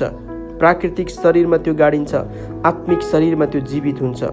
प्राकृतिक शरीर छ भने आत्मिक शरीर पनि आवश्यक हुन्छ। प्राकृतिक शरीर छ भने आत्मिक शरीर पनि अवश्य हुन्छ। यसकारण यस्तो लेखिएको छ, पहिलो मानिस आदम जीवित प्राणी भयो, अन्तिम आदम जीवन दिने आत्मा भयो। पहिलो चाहिँ आत्मिक होइन तर प्राकृतिक हो र त्यसपछि चाहिँ आत्मिक हो। पहिलो मानिस माटोले बनिएको पृथ्वीबाट हो, दोस्रो मानिस स्वर्गको हो।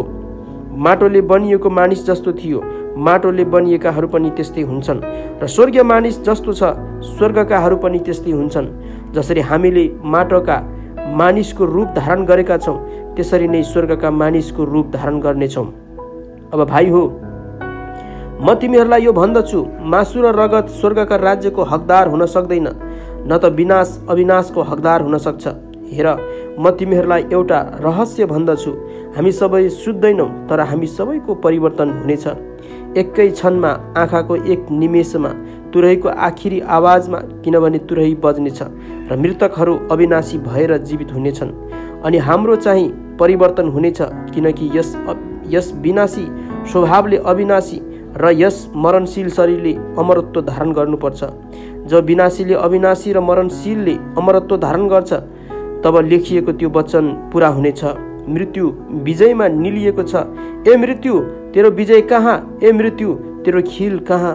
मृत्युको खिल पाप हो र पापको शक्ति व्यवस्था हो। तर परमेश्वरलाई धन्यवाद होस् जसले हामीलाई हाम्रा प्रभु येशू ख्रीष्टद्वारा विजय दिनुहुन्छ। यसकारण मेरा प्रिय भाइ हो, स्थिर र अटल रहो, प्रभुको काममा सधैँ बढ्दै जाऊ, किनकि तिमीहरू जान्दछौ कि प्रभुमा तिमीहरूको परिश्रम व्यर्थ हुँदैन। पहिलो कोरिन्थी 16 अध्याय। परमेश्वरका जनहरूका निम्ति भेटी। अब सन्तहरूका निम्ति भेटीको विषयमा गलातियाका मण्डलीहरूलाई मैले दिएको आदेश अनुसार तिमीहरूले गर्नु। प्रत्येक हप्ताको पहिलो दिन तिमीहरू हरेकले आफ्नो कमाइ अनुसार केही धन छुट्याएर जम्मा गर्दै राख्नु, ताकि म आउँदा भेटी सङ्ग्रह गर्नु नपरोस्। अनि म आएपछि तिमीहरूले चाहेका मानिसहरूलाई परिचय पत्र दिएर तिमीहरूका भेटी लिई यरुशलेम पठाउनेछु। तर म पनि जान ठिक देखियो भने तिनीहरू मसँग जानेछन्। व्यक्तिगत निवेदन। माकेडोनियाको यात्रा गरेपछि म तिमीहरूसँग भेटघाट गर्न आउनेछु, किनभने म माकेडोनिया नै भएर गइरहेछु। सायद म तिमीहरू कहाँ केही दिन बस्नेछु अथवा हिउँद पनि बिताउनेछु। त्यसपछि म जहाँ गए तापनि तिमीहरूले मेरो यात्राको बन्दोबस्त मिलाइदिन सक्नेछौ। यसपालि तिमीहरूसँग एकैछिनका मात्र भेटघाट नगरेर प्रभुको इच्छा भयो भने केही समय बिताउने आशा मैले राखेको छु।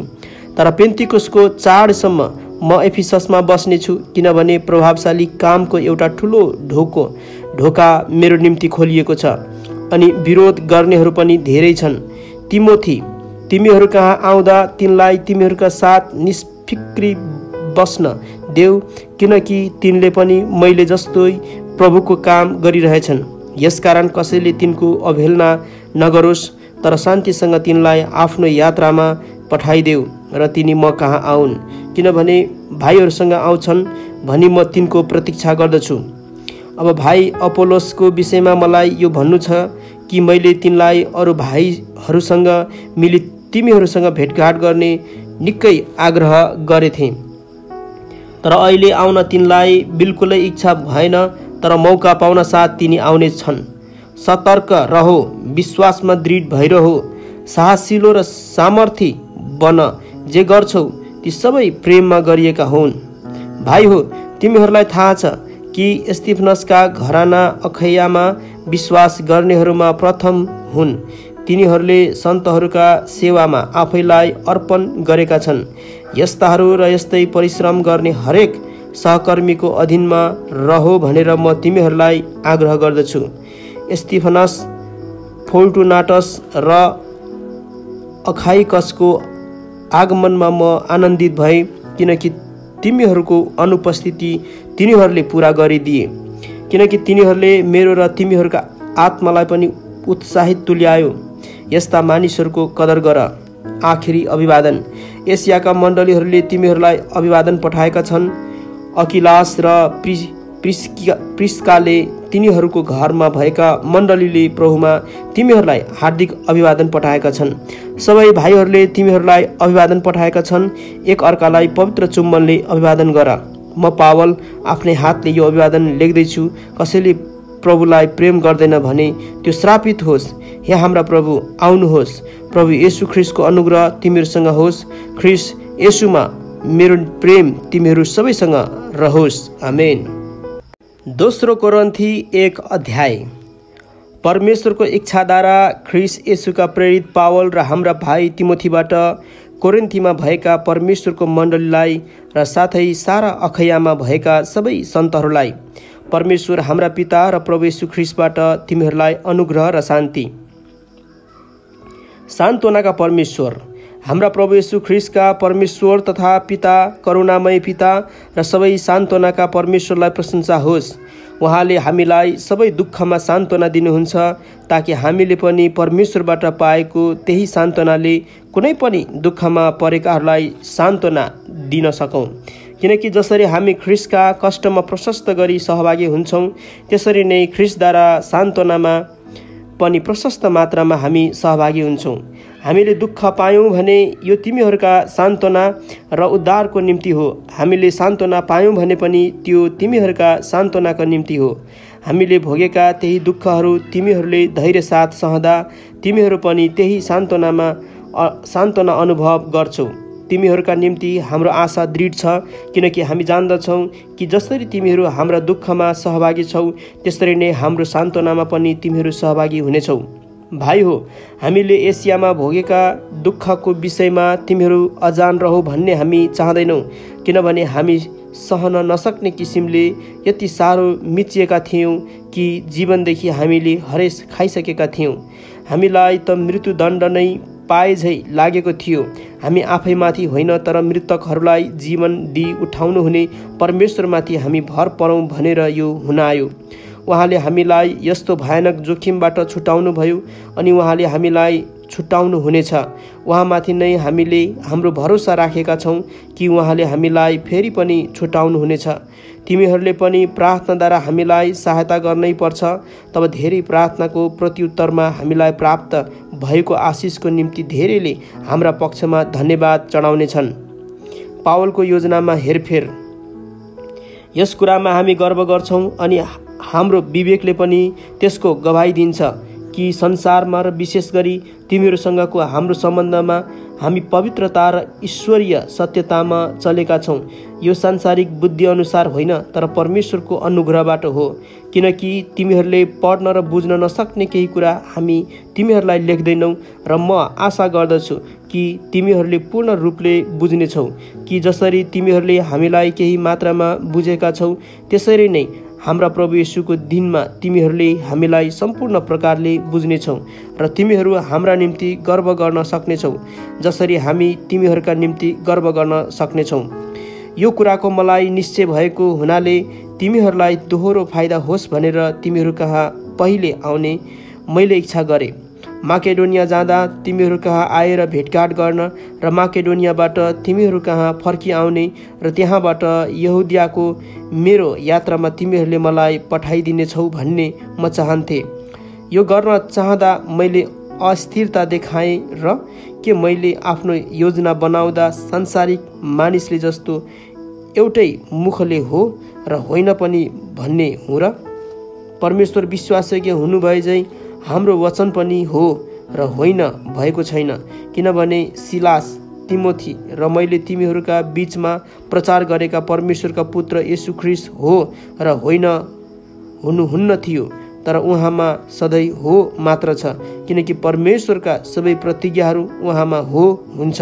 यसै कारण उहाँद्वारा परमेश्वरका महिमाको निम्ति हामी आमेन भन्छौँ। तर हामीलाई तिमीहरूसँग ख्रीष्टमा दरिला पार्नुहुने र हामीलाई अभिषेक गर्नुहुने परमेश्वर नै हुनुहुन्छ।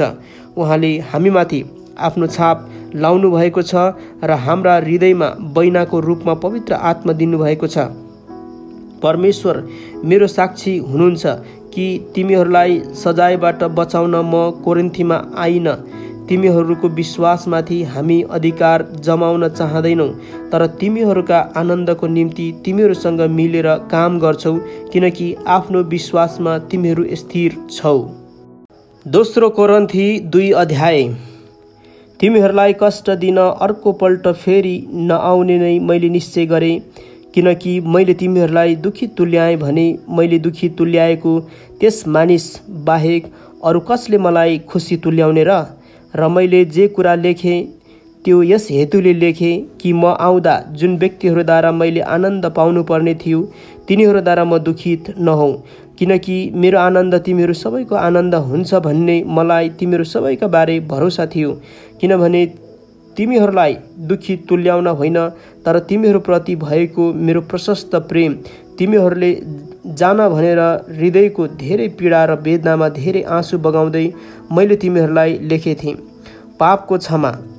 तर कसैले दुखी तुल्याएको छ भने उसले मलाई होइन तर साह्रै कडा गरी नभन्ने हो भने तिमीहरू सबैलाई केही हदसम्म दुखी तुल्याएको छ, त्यस्तालाई बहुमतद्वारा दिएको सजाय यथेष्ट छ।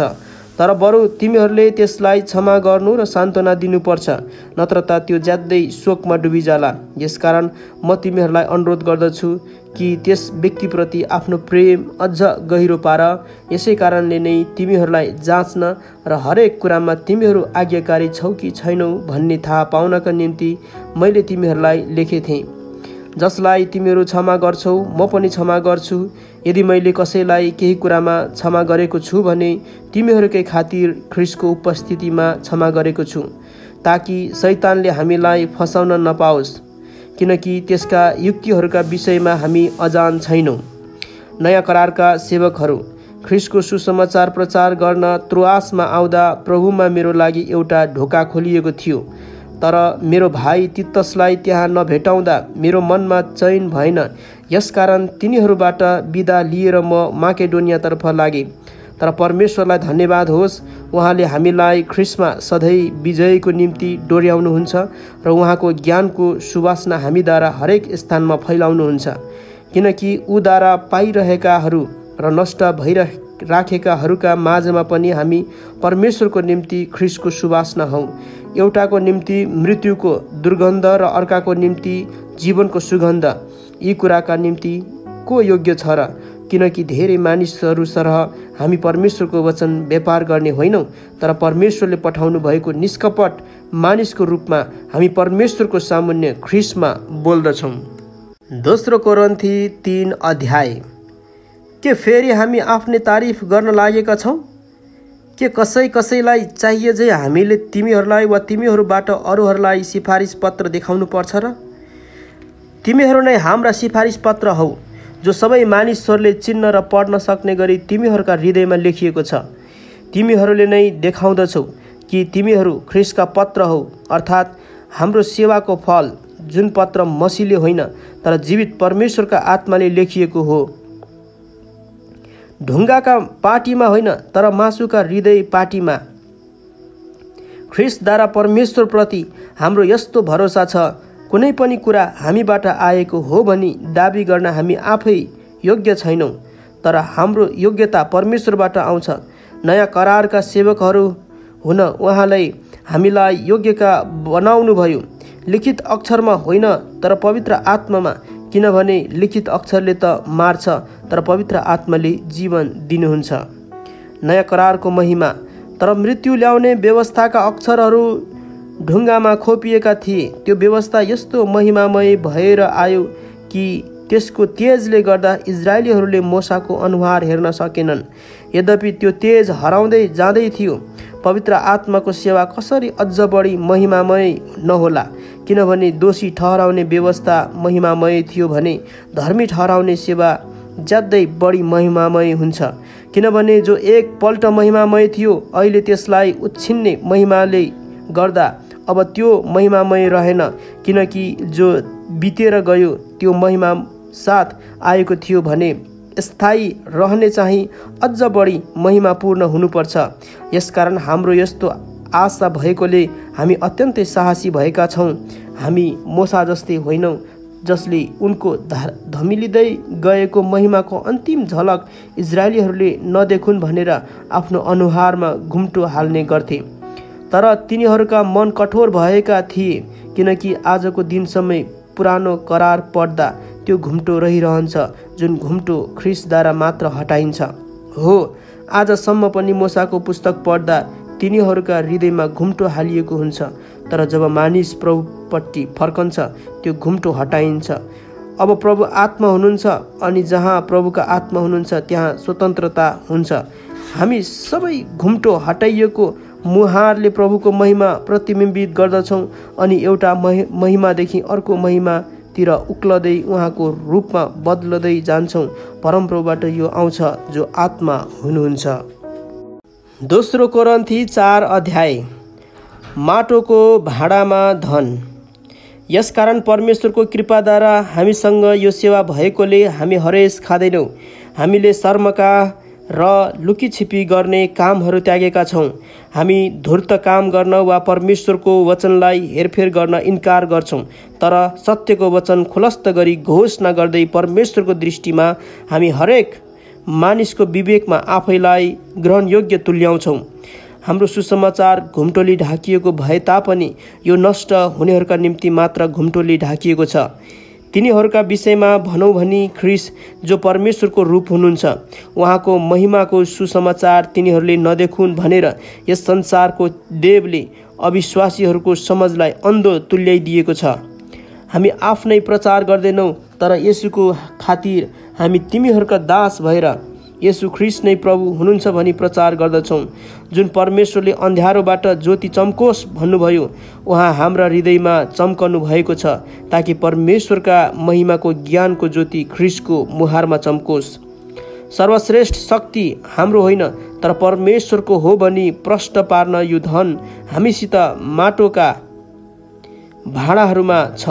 हामी सबैतिरबाट कष्टित छौँ तर किचिएका छैनौँ, अन्योलमा परेका छौँ तर हताश भएका छैनौँ, सताइएका छौँ तापनि त्यागिएका छैनौँ, प्रहार गरेर ढलेका छौँ तापनि नष्ट पारिएका छैनौँ।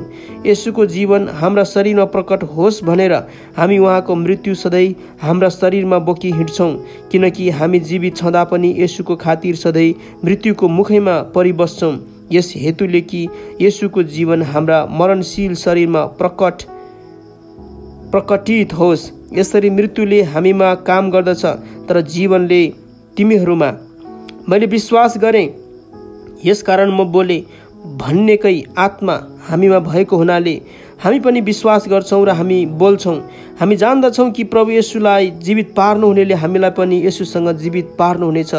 र उहाँले नै हामीलाई तिमीहरूसँग उहाँको उपस्थितिमा ल्याउनुहुन्छ, किनभने यी सब तिमीहरूकै खातिर भएका हुन्, ताकि जसरी अनुग्रह धेरैभन्दा धेरै मानिसहरूमा फैलिँदै जान्छ, त्यसरी नै परमेश्वरका महिमाको निम्ति धन्यवाद दिने काम पनि बढ्दै जाओस्। यसकारण हामी हरेस खाँदैनौँ। हाम्रो बाह्य मनुष्यत्व नाश हुँदै गए तापनि हाम्रो आत्मिक मनुष्यत्व चाहिँ दिनदिनै नयाँ हुँदै जान्छ, किनकि हाम्रो हलुको र क्षणभरको कष्टले हाम्रा निम्ति अतुलनीय तथा अनन्तको महान महिमा तयार गरिरहेछ। हामी दृश्य कुरालाई होइन तर अदृश्य कुरालाई हेर्छौँ, किनभने दृश्य कुरा क्षणिक हुन्छन् तर अदृश्य कुरा चाहिँ अनन्तसम्म रहन्छन्। दोस्रो कोरिन्थी 5 अध्याय। हाम्रो स्वर्गीय वासस्थान। किनभने हामी जान्दछौँ कि हामीले वास गरेको यो पार्थिव शरीर ढली गए तापनि स्वर्गमा अनन्तसम्म रहने परमेश्वरले दिनुभएको हाम्रो घर छ, जो हातले बनाइएको होइन। यहाँ वास्तवमा हामी व्याकुल बन्छौँ र स्वर्गीय डेरा धारण गर्ने उत्कट इच्छा गर्छौँ, किनभने त्यो धारण गरेर हामी नाङ्गा हुने छैनौँ। किनकि यस डेरामा हुँदा चिन्ताले हामी सुस्केर हाल्छौँ। हामी नाङ्गा हौँ भनेर होइन, तर अझ बढी वस्त्र धारण गरौँ भनेर हो, ताकि जो मरणशील छ त्यो जीवनमा समावेश होस्। अब हामीलाई यस कुराको निम्ति तयार पारिदिने परमेश्वर नै हुनुहुन्छ, जसले हामीलाई बैनाको रूपमा पवित्र आत्मा दिनुभएको छ। यसकारण हामीलाई सम्पूर्ण भरोसा छ। हामी जान्दछौँ कि हामी जबसम्म शरीरमा रहन्छौँ तबसम्म प्रभुबाट अलग रहन्छौँ, किनकि हामी विश्वासद्वारा हिँड्छौँ, देखिने कुराको आधारमा होइन। हामीमा पूर्ण भरोसा छ, बरु शरीरबाट अलग भएर प्रभुसँग रहन हामी चाहन्छौँ। यसै कारण चाहे हामी शरीरमै हौँ चाहे अलग रहौँ, उहाँलाई प्रसन्न तुल्याउनु नै हाम्रो लक्ष्य हुन्छ, किनकि हामी सबै ख्रीष्टका न्याय आसनको सामुन्ने खडा हुनुपर्छ। यसरी शरीरमा हुँदा आफूले गरे बमोजिम हरेकले असल वा खराब प्रतिफल पाउनेछ। मिलापको सेवा। यसकारण प्रभुको भय थाहा गरेर हामी मानिसहरूलाई मनाउँछौँ, तर हामी जे छौँ परमेश्वरले जान्नुहुन्छ, र म आशा गर्दछु त्यो तिमीहरूका विवेकमा पनि प्रष्टै होला। हामी फेरि तिमीहरूका सामु आफ्नो तारिफ गर्दैनौँ, तर तिनीहरूलाई हामीमा गर्व गर्ने मौका दिइरहेछौँ, ताकि तिमीहरूले तिनीहरूलाई जवाफ दिन सक, जसले मानिसका हृदयको कुरामा होइन तर बाहिरी कुरामा घमण्ड गर्छन्। यदि हाम्रो होस ठेगानामा छैन भने यो परमेश्वरको निम्ति हो, अनि यदि हामी ठिक होसमा छौँ भने यो तिमीहरूका निम्ति हो। ख्रीष्टको प्रेमले हामीलाई बाध्य गराउँछ, किनभने हामीलाई यो निश्चय छ कि सबैका निम्ति एकजना मर्नु भएको हुनाले सबै मरे। उहाँ सबैका निम्ति मर्नुभयो, ताकि बाँच्नेहरू अब उसो आफ्नै निम्ति बाँच्ने होइन, तर उहाँको निम्ति बाँचुन्, जो तिनीहरूका खातिर मर्नुभयो र फेरि जीवित पारी उठाइनुभयो। यसरी अब उपरान्त हामी कसैलाई मानिसको दृष्टिकोणले हेर्दैनौँ। हामीले ख्रीष्टलाई एक समय मानिसको दृष्टिकोणले हेरेका थियौँ, तर उपरान्त उहाँलाई त्यसरी हेर्ने छैनौँ। यसकारण कोही ख्रीष्टमा छ भने त्यो नयाँ सृष्टि हो, पुरानो बिति गएको छ, हेर नयाँ आएको छ। यो सब परमेश्वरबाट भएको हो, जसले हामीलाई ख्रीष्टद्वारा आफूसँग मिलापमा ल्याउनु भयो र हामीलाई मिलापको सेवा दिनुभयो। अर्थात् स्वयं ख्रीष्टमा हुनु भएर परमेश्वरले संसारलाई आफूसँग मिलापमा ल्याउँदै हुनुहुन्थ्यो। तिनीहरूका अपराधका लेखा नलिएर मिलाप गराउने कामको सन्देश उहाँले हामीलाई सुम्पिदिनु भएको छ। यसकारण हामी ख्रीष्टका राजदूतहरू हौँ र परमेश्वरले हामीद्वारा अनुरोध गरिरहनु भएको छ। ख्रीष्टकै पक्षमा हामी तिमीहरूलाई बिन्ती गर्दछौँ कि तिमीहरू परमेश्वरसँग मिलापमा आऊ, किनकि हामी उहाँमा परमेश्वरको धार्मिकता बन्न सकौँ भनेर पाप नचिन्नु हुनेलाई परमेश्वरले हाम्रा खातिर पाप बनाउनु भयो। दोस्रो कोरिन्थी 6 अध्याय। परमेश्वरका सहकर्मी भएका हुनाले हामी तिमीहरूलाई बिन्ती गर्छौँ कि उहाँको अनुग्रह व्यर्थ हुन नदेऊ, किनभने उहाँ भन्नुहुन्छ, ग्रहण योग्य समयमा मैले तिम्रो पुकारा सुने र मुक्तिको दिनमा मैले तिमीलाई सहायता गरेँ। हेर, ग्रहण योग्य समय अहिले हो, मुक्तिको दिन अहिले हो। पावलको सङ्कष्ट। हाम्रो सेवामा दोष नभेटोस् भनेर हामी कसैको मार्गमा बाधाको कारण राख्दैनौँ, तर हर तरहले हामी आफैलाई परमेश्वरका सेवकहरू हौँ भन्ने देखाउँछौँ। ज्यादै सहनशीलतामा, कष्टमा, कठिनाइमा, आपद विपदमा, कुटाइ चुटाइमा, कैदमा, हुलदङ्गामा, परिश्रममा, अनिदो बस्दा, भोकमा, शुद्धतामा, ज्ञानमा, धैर्यमा, दयामा, पवित्र आत्मामा, साँचो प्रेममा, सत्य बोलीमा र परमेश्वरको शक्तिमा, दाहिने र देब्रेपट्टि धार्मिकताको अस्त्र शस्त्र धारण गरेर, आदरमा र अनादरमा, बदनाम र सुन्नाममा हामी ठगा झै ठानिन्छौँ, तर हामी साँचा छौँ। अपरिचित भए तापनि सुपरिचित छौँ, मर्न लागेका झै तापनि हामी बाँचेकै छौँ, सजाय भोगेका तापनि मारिएको छैनौँ, अफसोसी तापनि सधैँ आनन्दित, गरिब तापनि धेरैलाई धनी तुल्याउने, केही नभए जस्तो तापनि सबै थोक भएका। कोरिन्थी, हो, हामीले तिमीहरूलाई प्रष्टै भनिदिएका छौँ, हाम्रो हृदय तिमीहरूका निम्ति खुला छ। तिमीहरूप्रतिको हाम्रो स्नेह कम भएको छैन, बरु तिमीहरूको हामीप्रतिको स्नेह पो कम भएको छ। अब यसको सट्टामा म आफ्नै बालकहरूसँग झै भन्दछु कि तिमीहरूले पनि आफ्ना हृदय खुला राख। विश्वासी र अविश्वासी, अविश्वासीहरूसँग एउटै जुवामा ननारियो, किनकि धर्म र अधर्मको के साझेदारी हुन्छ, अथवा अँध्यारोसँग उज्यालोको के सहभागिता, ख्रिस्टको बेलिआलसँग के सरोकार, वा विश्वास गर्नेको विश्वास नगर्नेसित के समानता, मूर्तिहरूसँग परमेश्वरको मन्दिरको के सम्झौता, किनभने हामी जीवित परमेश्वरका मन्दिर हौँ। जसरी परमेश्वरले भन्नुभएको छ, म तिनीहरूमा वास गर्नेछु र तिनीहरूका बीचमा हिँडडुल गर्नेछु, र म तिनीहरूका परमेश्वर हुनेछु अनि तिनीहरू मेरा प्रजा हुनेछन्। यसकारण तिनीहरूका बीचबाट निस्केर आओ र तिनीहरूबाट तिमीहरू अलग हौ, परमप्रभु भन्नुहुन्छ। अशुद्ध कुरा केही नछौ र म तिमीहरूलाई ग्रहण गर्नेछु। म तिमीहरूका पिता हुनेछु र तिमीहरू मेरा छोराछोरीहरू हुनेछौ, सर्वशक्तिमान परमप्रभु भन्नुहुन्छ। दोस्रो कोरिन्थी 7 अध्याय। यसकारण हे प्रिय हो, हामीसित यी प्रतिज्ञा भएका हुनाले शरीर र आत्माको हरेक किसिमको अशुद्धताबाट हामी आफैलाई शुद्ध पारौँ र परमेश्वरको भयमा पवित्रतालाई सिद्धतातर्फ बढाउँदै जाउँ। पावलको आनन्द। हामीलाई तिमीहरूका हृदयमा स्थान देऊ।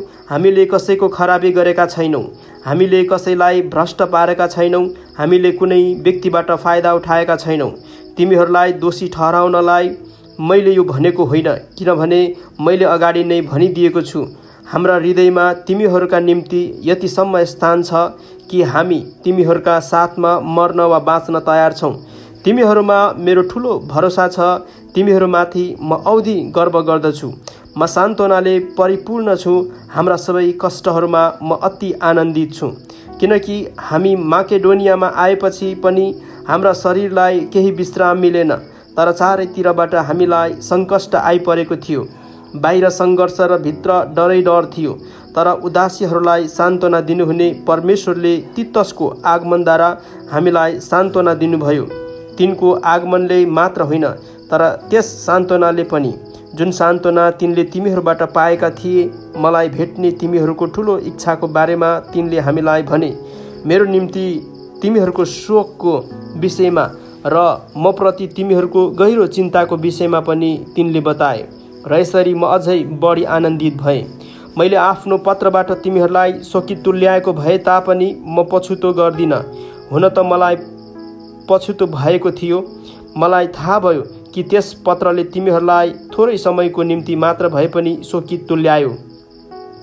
तिमीहरूलाई शोक भयो भनेर म खुसी भएको होइन, तर तिमीहरूको शोकले तिमीहरूलाई पश्चातापी बनायो भनेर हो, किनभने तिमीहरूले ईश्वरीय शोकको अनुभव गर्यौ र हामी तर्फबाट तिमीहरूले केही नोक्सानी सहनु परेन, किनभने ईश्वरीय शोकले मुक्तिको निम्ति पश्चाताप उत्पन्न गर्छ र त्यसमा पछितो हुँदैन, तर सांसारिक शोकले भने मृत्यु उत्पन्न गर्छ।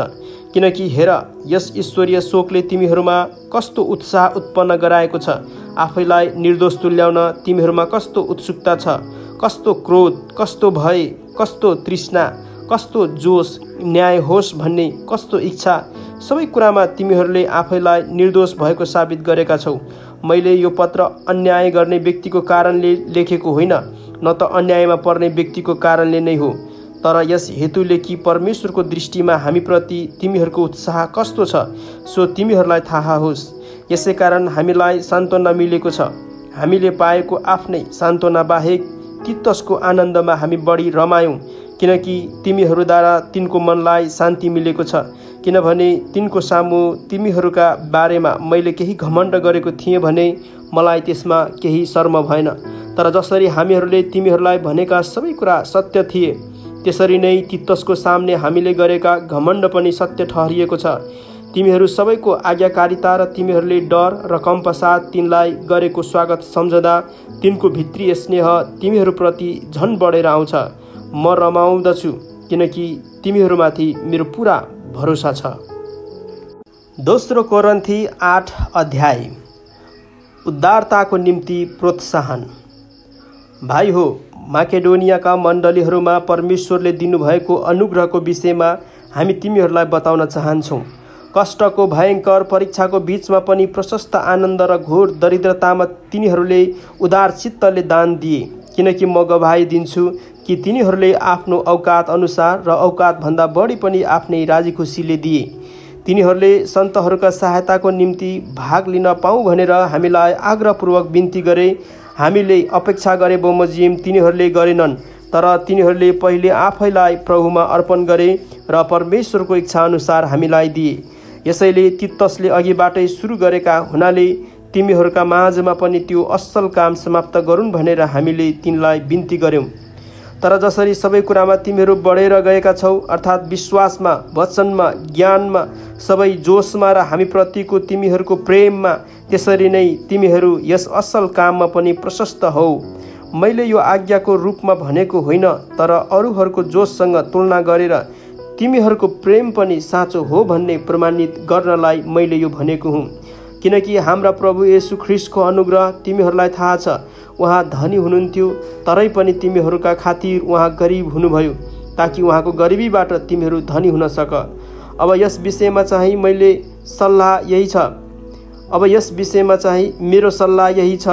1 वर्ष अघि जुन दिने काम तिमीहरूले सुरु गरेका मात्र होइन, तर त्यो गर्ने उत्कट इच्छा पनि गरेका थियौ, त्यसलाई अब पुरा गर्नु तिमीहरूका निम्ति असल हुन्छ। इच्छा गर्नमा तिमीहरूको जुन तत्परता थियो, त्यसै मुताबिक आफ्नो औकात अनुसार दिएर यस कामलाई पुरा गर। किनभने दिने तत्परता छ भने मानिससित भए अनुसारको दान नै ग्रहण योग्य हुन्छ, नभए अनुसारको होइन। तिमीहरूलाई भार होस् र अरूलाई हलुका होस् भनेर मैले यो भनेको होइन, तर समानताको हिसाबले यस वर्तमान समयमा तिमीहरूको प्रशस्तताबाट तिनीहरूको अभाव पुरा होस् र तिनीहरूको प्रशस्तताले तिमीहरूको अभाव पुरा गरिदियोस्। यसरी सबैमा समानता होस्। जसो लेखिएको छ, धेरै बटुल्नेसित बढी केही रहेन र कम बटुल्नेहरूलाई अभाव भएन।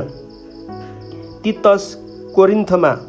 तर परमेश्वरलाई धन्यवाद होस्, जसले तीतसको हृदयमा तिमीहरूका निम्ति त्यही फिक्री राखिदिनुभयो। किनकि तिनले हाम्रो अनुरोधलाई मानेको मात्र होइन, तर आफै पनि साह्रै उत्साहित भएर आफ्नै इच्छाले तिमीहरू कहाँ आउँदैछन्। अनि हामी तिनीसँग त्यस भाइलाई पठाउँदैछौँ जो सुसमाचारको प्रचारमा सबै मण्डलीका बीचमा प्रख्यात छन्। अनि यति मात्र होइन, तर प्रभुका महिमाको निम्ति र हाम्रो सद्भाव प्रकट गर्न हामीले गरिरहेका असल काममा हामीसँग यात्रा गर्न मण्डलीद्वारा तिनी नियुक्त भएका छन्। उदार चित्तले दिएको यो दान सञ्चालन गर्दा त्यस विषयमा कसैले हामीलाई दोष नदेओस् भन्ने हामी चाहन्छौँ। किनकि हामी प्रभुको दृष्टिमा मात्र होइन, तर मानिसहरूका दृष्टिमा पनि जे आदरणीय छ त्यो गर्ने लक्ष्य राख्दछौँ। तिनीहरूसँग हाम्रा भाइलाई पठाउँदैछौँ, जसलाई हामीले धेरैपल्ट जाँचेर धेरै कुरामा जोशीला भेटाएका छौँ। तिमीहरूप्रति भएको तिनको ठुलो भरोसाले गर्दा तिनी अझ बढी जोशीला भएका छन्। तीतस चाहिँ मेरा सहभागी र तिमीहरूको सेवामा मेरा सहकर्मी हुन् र भाइहरू चाहिँ मण्डलीहरूका दूतहरू र ख्रीष्टका महिमा हुन्। तिमीहरूको प्रेम र तिमीहरूका विषयमा गरिएको हाम्रो गर्वको प्रमाण मण्डलीहरूको सामुन्ने यी मानिसहरूलाई देऊ। दोस्रो कोरिन्थी 9 अध्याय। सन्तहरूका निम्ति दिइएको भेटीको विषयमा तिमीहरूलाई लेखिरहन मलाई आवश्यक छैन, किनभने म तिमीहरूको तत्परता जान्दछु। यसको विषयमा माकेडोनियाका मानिसहरूका सामुन्य तिमीहरूको गर्व गर्दै मैले भनेथे कि पोहर सालदेखि अखैया तयारी भइरहेको छ। तिमीहरूको जोसले तिनीहरूमध्ये धेरै जसोलाई उत्तेजित पारेको छ। तर यस विषयमा तिमीहरूका लागि हामीले गर्व गरेको व्यर्थ नहोस् र मैले भनेअनुसार तिमीहरू तयार रहो भनेर म भाइहरूलाई पठाइरहेछु। यदि कोही माकेडोनियाकाहरू मसँग आए र तिमीहरूलाई तयार भेटाएनन् भने हामी शर्ममा पर्नेछौँ र तिमीहरूलाई पनि कम्ती शर्म हुँदैन, किनभने हामीले तिमीहरूमाथि ठुलो भरोसा राखेका थियौँ। यसकारण तिमीहरूले प्रतिज्ञा गरेका भेटीको प्रबन्ध अघिबाटै मिलाउनका निम्ति मभन्दा अघि भाइहरूलाई तिमीहरू कहाँ पठाउन मैले आवश्यक ठाने। यसैले यो भेटी करकापले होइन तर राजी खुसीले दिएको भेटीको रूपमा तयार होस्। उदार चित्तले छर्नु। तर कुरा यही हो कि थोरै छर्नेले थोरै नै कटनी गर्छ र प्रशस्तसँग छर्नेले प्रशस्तसँग कटनी गर्छ। अनि हरेक मानिसले आफ्नो मनमा सङ्कल्प गरे बमोजिम देओस्, इच्छा नभई होइन, न त करकापमा परेर। किनभने खुसी साथ दिनेलाई परमेश्वरले प्रेम गर्नुहुन्छ। परमेश्वरले तिमीहरूलाई हरेक आशिष प्रशस्त मात्रामा दिन सक्नुहुन्छ, ताकि तिमीहरूसित सधैँ नै हरेक कुरा प्रशस्त होस् र हरेक असल कामको निम्ति तिमीहरूलाई प्रशस्त मात्रामा दिन सक। यसरी लेखिएको छ, उसले छर्छ र गरिबहरूलाई दिन्छ, उसको धार्मिकता सदा सर्वदै रहिरहन्छ। छर्नेलाई बिउ र खानलाई भोजन दिनुहुनेले तिमीहरूलाई बिउ दिनुहुनेछ र त्यसमा वृद्धि गराउनुहुनेछ। अनि तिमीहरूका धार्मिकताको फसल बढाउनुहुनेछ। तिमीहरूको ठुलो उदारताको निम्ति हरेक कुरामा तिमीहरू धनी तुल्याइनेछौ, जुन उदारताले हामीद्वारा परमेश्वरमा चढाउने धन्यवाद उत्पन्न गराउनेछ। यस सेवाको कामले सन्तहरूको अभाव पुरा हुन्छ। त्यति मात्र होइन, परमेश्वरप्रति धेरै धन्यवादका भावना ओर्लेर आउँछन्। सेवाको यस जाँच अन्तर्गत तिमीहरूले ख्रीष्टको सुसमाचार स्वीकार गर्ने आफ्नो भावना आज्ञाकारिताद्वारा तथा तिनीहरू र अरू सबैका निम्ति तिमीहरूले उदार चित्तले दिएको भेटीद्वारा परमेश्वरको महिमा हुनेछ। परमेश्वरको असीम अनुग्रह तिमीहरूमा रहेको हुनाले तिनीहरूले तिमीहरूको तृष्णा गर्छन् र तिमीहरूका निम्ति प्रार्थना गर्छन्। उहाँको वर्णन गर्न नसक्ने वरदानको निम्ति परमेश्वरलाई धन्यवाद होस्। दोस्रो कोरिन्थी 10 अध्याय। पावलको सेवा। म पावल तिमीहरूका सामने नम्र हुन्छु, तर टाढा हुँदा तिमीहरूप्रति साहसी हुन्छु। ख्रीष्टको नम्रता र कोमलताद्वारा म तिमीहरूलाई बिन्ती गर्दछु। म तिमीहरूलाई बिन्ती गर्छु कि तिमीहरू कहाँ आउँदा मैले देखाउन सोचेको त्यो साहस निर्भयता साथ तिनीहरूलाई देखाउन नपरोस्, जिनीहरूले हामी सांसारिक तरिकाले काम गर्छौँ भन्ने शङ्का गर्छन्। किनभने हामी संसारका हौँ तापनि सांसारिक लडाईँ त लड्दैनौँ, किनकि हाम्रो युद्धका अस्त्र शस्त्र सांसारिक होइनन्, तर किल्लाहरू नाश गर्ने ईश्वरीय सामर्थ्य तिनमा छ। परमेश्वरका ज्ञानको विरुद्धमा खडा हुने बहसहरू र हरेक अहङ्कारपूर्ण बाधालाई हामी नाश गर्छौँ र हरेक विचारलाई ख्रीष्टको आज्ञा पालन गर्नलाई बसमा पार्छौँ। तिमीहरूको आज्ञाकारिता पुरा भएपछि हरेक अनाज्ञाकारितालाई दण्ड दिन हामी तयार बस्नेछौँ। तिमीहरू आँखाकै सामुन्य भएका थोकलाई हेर। कुनै मानिसलाई यो भरोसा छ कि त्यो ख्रीष्टको हो भने आफैलाई याद दिलाओस् कि जस्तो त्यो ख्रीष्टको हो हामी पनि ख्रीष्टका नै हौँ। किनकि हाम्रो अधिकारको विषयमा मैले केही ज्यादै नै घमण्ड गरे भने पनि म शर्ममा पर्ने छैन, किनकि यो अधिकार तिमीहरूका बिगारको निम्ति होइन तर तिमीहरूका सुधारको निम्ति प्रभुले दिनुभएको छ। मैले तिमीहरूलाई लेखेका पत्रहरू तिमीहरूलाई डर देखाउनलाई हो भन्ने नठान, किनकि तिनीहरू भन्छन् त्यसका चिठ्ठीहरू गहकिला र प्रभावशाली हुन्छन्, तर त्यो आफै उपस्थित हुँदा चाहिँ त्यो कमजोर हुन्छ र त्यसको वचनको केही महत्त्व नै हुँदैन। त्यस्ता मानिसहरूले यो याद राखुन् कि हामी आफ्नो अनुपस्थितिमा पत्रहरूद्वारा जे भन्छौँ उपस्थित हुँदा पनि सोही काम गर्छौँ।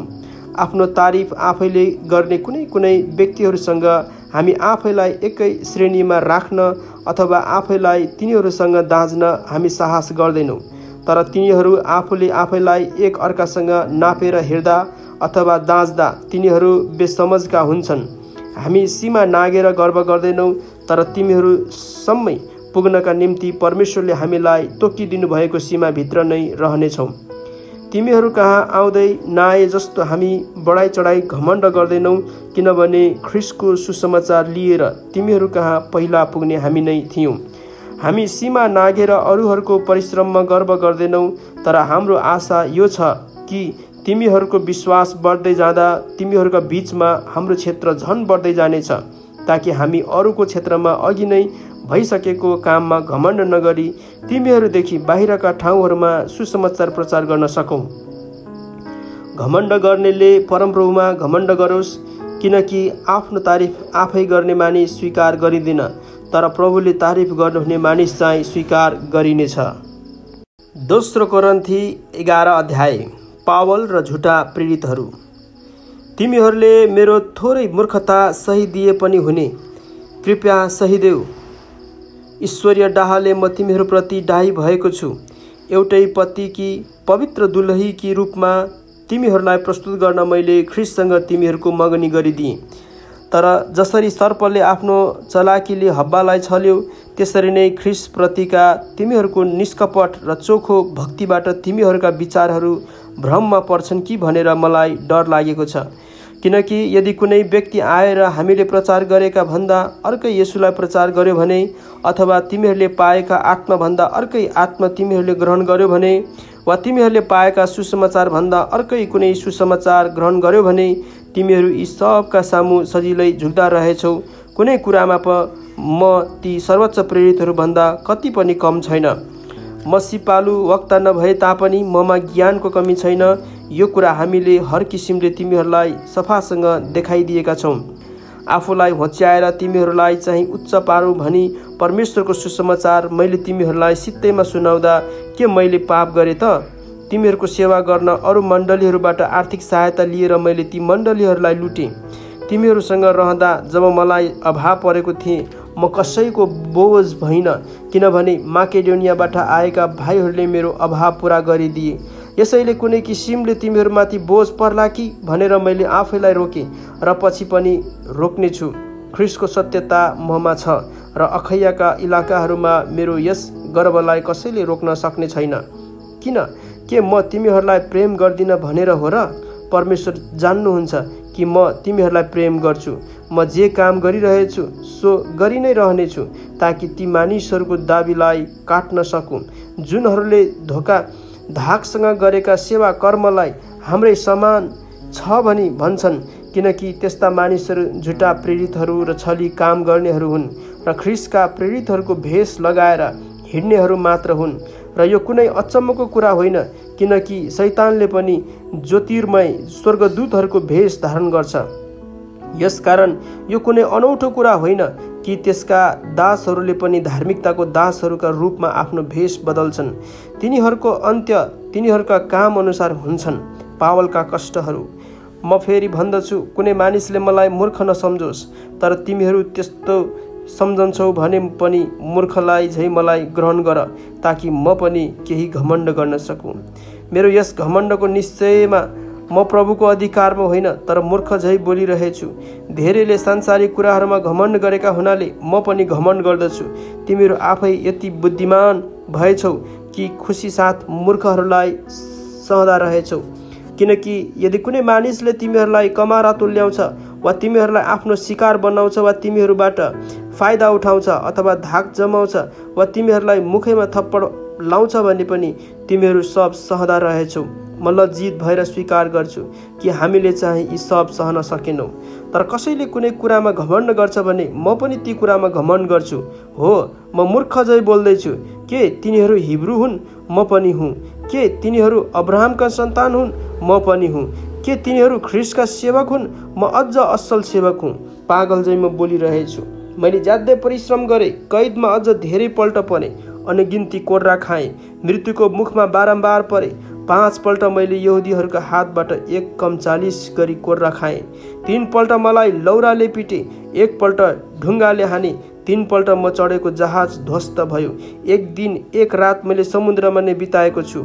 मेरो बारम्बारको यात्रामा म नदीहरूका जोखिममा परे, डाकुहरूको जोखिममा, आफ्नै जातिका मानिसहरूको जोखिममा, अन्य जातिहरूको जोखिममा, सहरको जोखिममा, उजाड स्थानको जोखिममा, समुद्रको जोखिममा, झुटा भाइहरूका झुटा भाइहरूबाट आउने जोखिममा, परिश्रममा र कष्टमा, कति अनिदो रातमा, भोक र प्यासमा, बारम्बार उपवासमा, ठण्डी र नगन्नतामा परे अनि अरू कुराहरू बाहेक सबै मण्डलीहरूका फिक्रीको बोझ म माथि छ। को दुर्बल छ र म चाहिँ छैन? को पापमा फसाइएको छ र म चाहिँ व्याकुल हुँदिन? मैले गर्व गर्नु नै पर्ने हो भने म आफ्नो कमजोरी देखाउने कुराहरूमा गर्व गर्नेछु। प्रभु येशूका परमेश्वर र पिता जो सदा सर्वदा धन्य हुनुहुन्छ, उहाँले जान्नुहुन्छ कि म ढाँट्दिनँ। दमस्कसमा अरितस राजाका हाकिमले मलाई पक्रन दमस्कस सहरमा पहरा राखेका थिए, तर पर्खालको एउटा झ्यालबाट डालोमा राखेर मलाई तल झारिदिएको हुनाले म तिनका हातबाट उम्के। दोस्रो कोरिन्थी 12 अध्याय। पावलको दर्शन र तिनको काँडो। मैले गर्व गर्नै पर्छ, तर यसबाट लाभ केही नभए तापनि प्रभुबाट पाएका दर्शनहरू र प्रकाशहरूका कुरा म गरिरहेछु। ख्रिस्टमा म एकजना मानिसलाई चिन्दछु जो 14 वर्ष अघि तेस्रो स्वर्गसम्म उचाली लगियो। ऊ शरीरमै लगियो कि शरीर बिनै सो म जान्दिनँ, परमेश्वर जान्नुहुन्छ। म यस मानिसलाई चिन्दछु, शरीरमा हो कि बिना शरीरमा त्यो मलाई थाहा छैन, तर त्यो मानिस स्वर्गलोकमा उचाली लगियो यो कुरा परमेश्वर जान्नुहुन्छ र त्यहाँ बताउनु नहुने कुराहरू उसले सुन्यो, जुन चाहिँ मानिसले उच्चारणसम्म पनि गर्नु हुँदैन। यस मानिसको पक्षमा म गर्व गर्नेछु, तर आफ्नै पक्षमा भने मेरो कमजोरी बाहेक अरू कुरामा म गर्व गर्ने छैन। यदि मैले गर्व गर्ने इच्छा नै गरेँ भने पनि म मूर्ख बन्ने छैन, किनकि म सत्य बोलिरहेको हुनेछु, तर मानिसले ममा देखेको र मबाट सुनेको भन्दा बढी कसैले मलाई नठानोस् भनेर म गर्व गर्नेदेखि थामिन्छु। तर प्रशस्त प्रकाशहरूको कारण घमण्डले म बढ्ता नफुलु भनेर मलाई सताउन र घमण्डबाट रोक्नलाई शैतानको दूत अर्थात् एउटा काँडो मेरो शरीरमा दिइयो। यो मबाट हटोस् भनेर मैले 3 पल्ट प्रभुसित बिन्ती गरेँ, तर मलाई उहाँले भन्नुभयो, मेरो अनुग्रह तेरो निम्ति पर्याप्त छ, किनभने मेरो शक्ति दुर्बलतामा नै सिद्ध हुन्छ। यसकारण ख्रिस्टको शक्ति ममा बास गरोस् भनेर म बरु मेरो दुर्बलतामा बढी खुसी साथ गर्व गर्नेछु। यसकारण ख्रिस्टको खातिर दुर्बलताहरूमा, बदनामीहरूमा, कठिनाइहरूमा, सतावटहरूमा, आपदहरूमा म सन्तुष्ट रहन्छु, किनकि जब म दुर्बल छु तब म शक्तिशाली छु। कोरिन्थीहरूका निम्ति पावलको चिन्ता।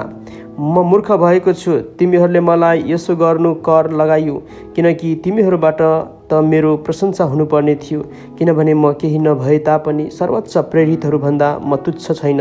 साँचो प्रेरितका लक्षणहरू चाहिँ पुरा धैर्यसाथ चिन्हहरू, चमत्कारहरू र शक्तिका कामहरूद्वारा तिमीहरूका बीचमा प्रकट गरिएका थिए।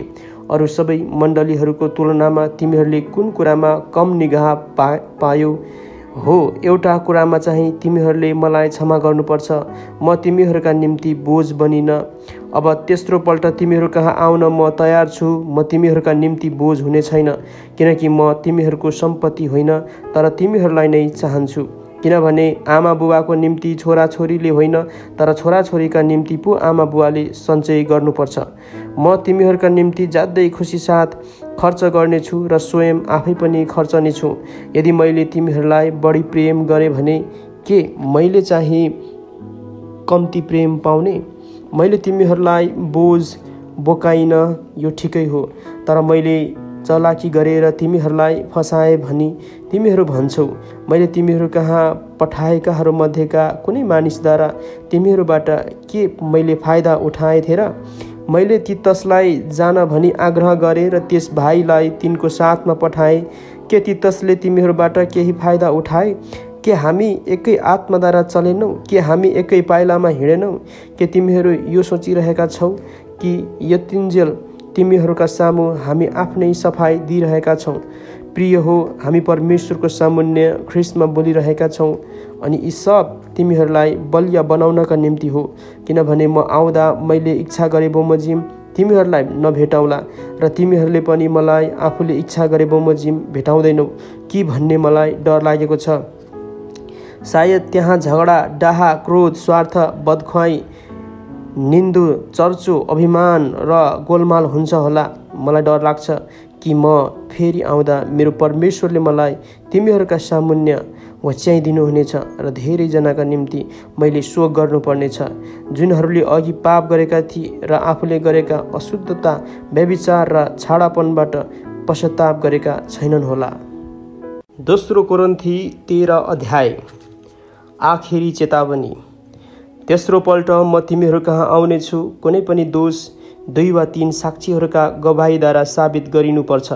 दोस्रो पटक तिमीहरूका बीचमा हुँदा मैले तिमीहरूलाई चेतावनी दिए जस्तै अब अनुपस्थिति हुँदा पनि म तिमीहरूलाई चेतावनी दिँदछु।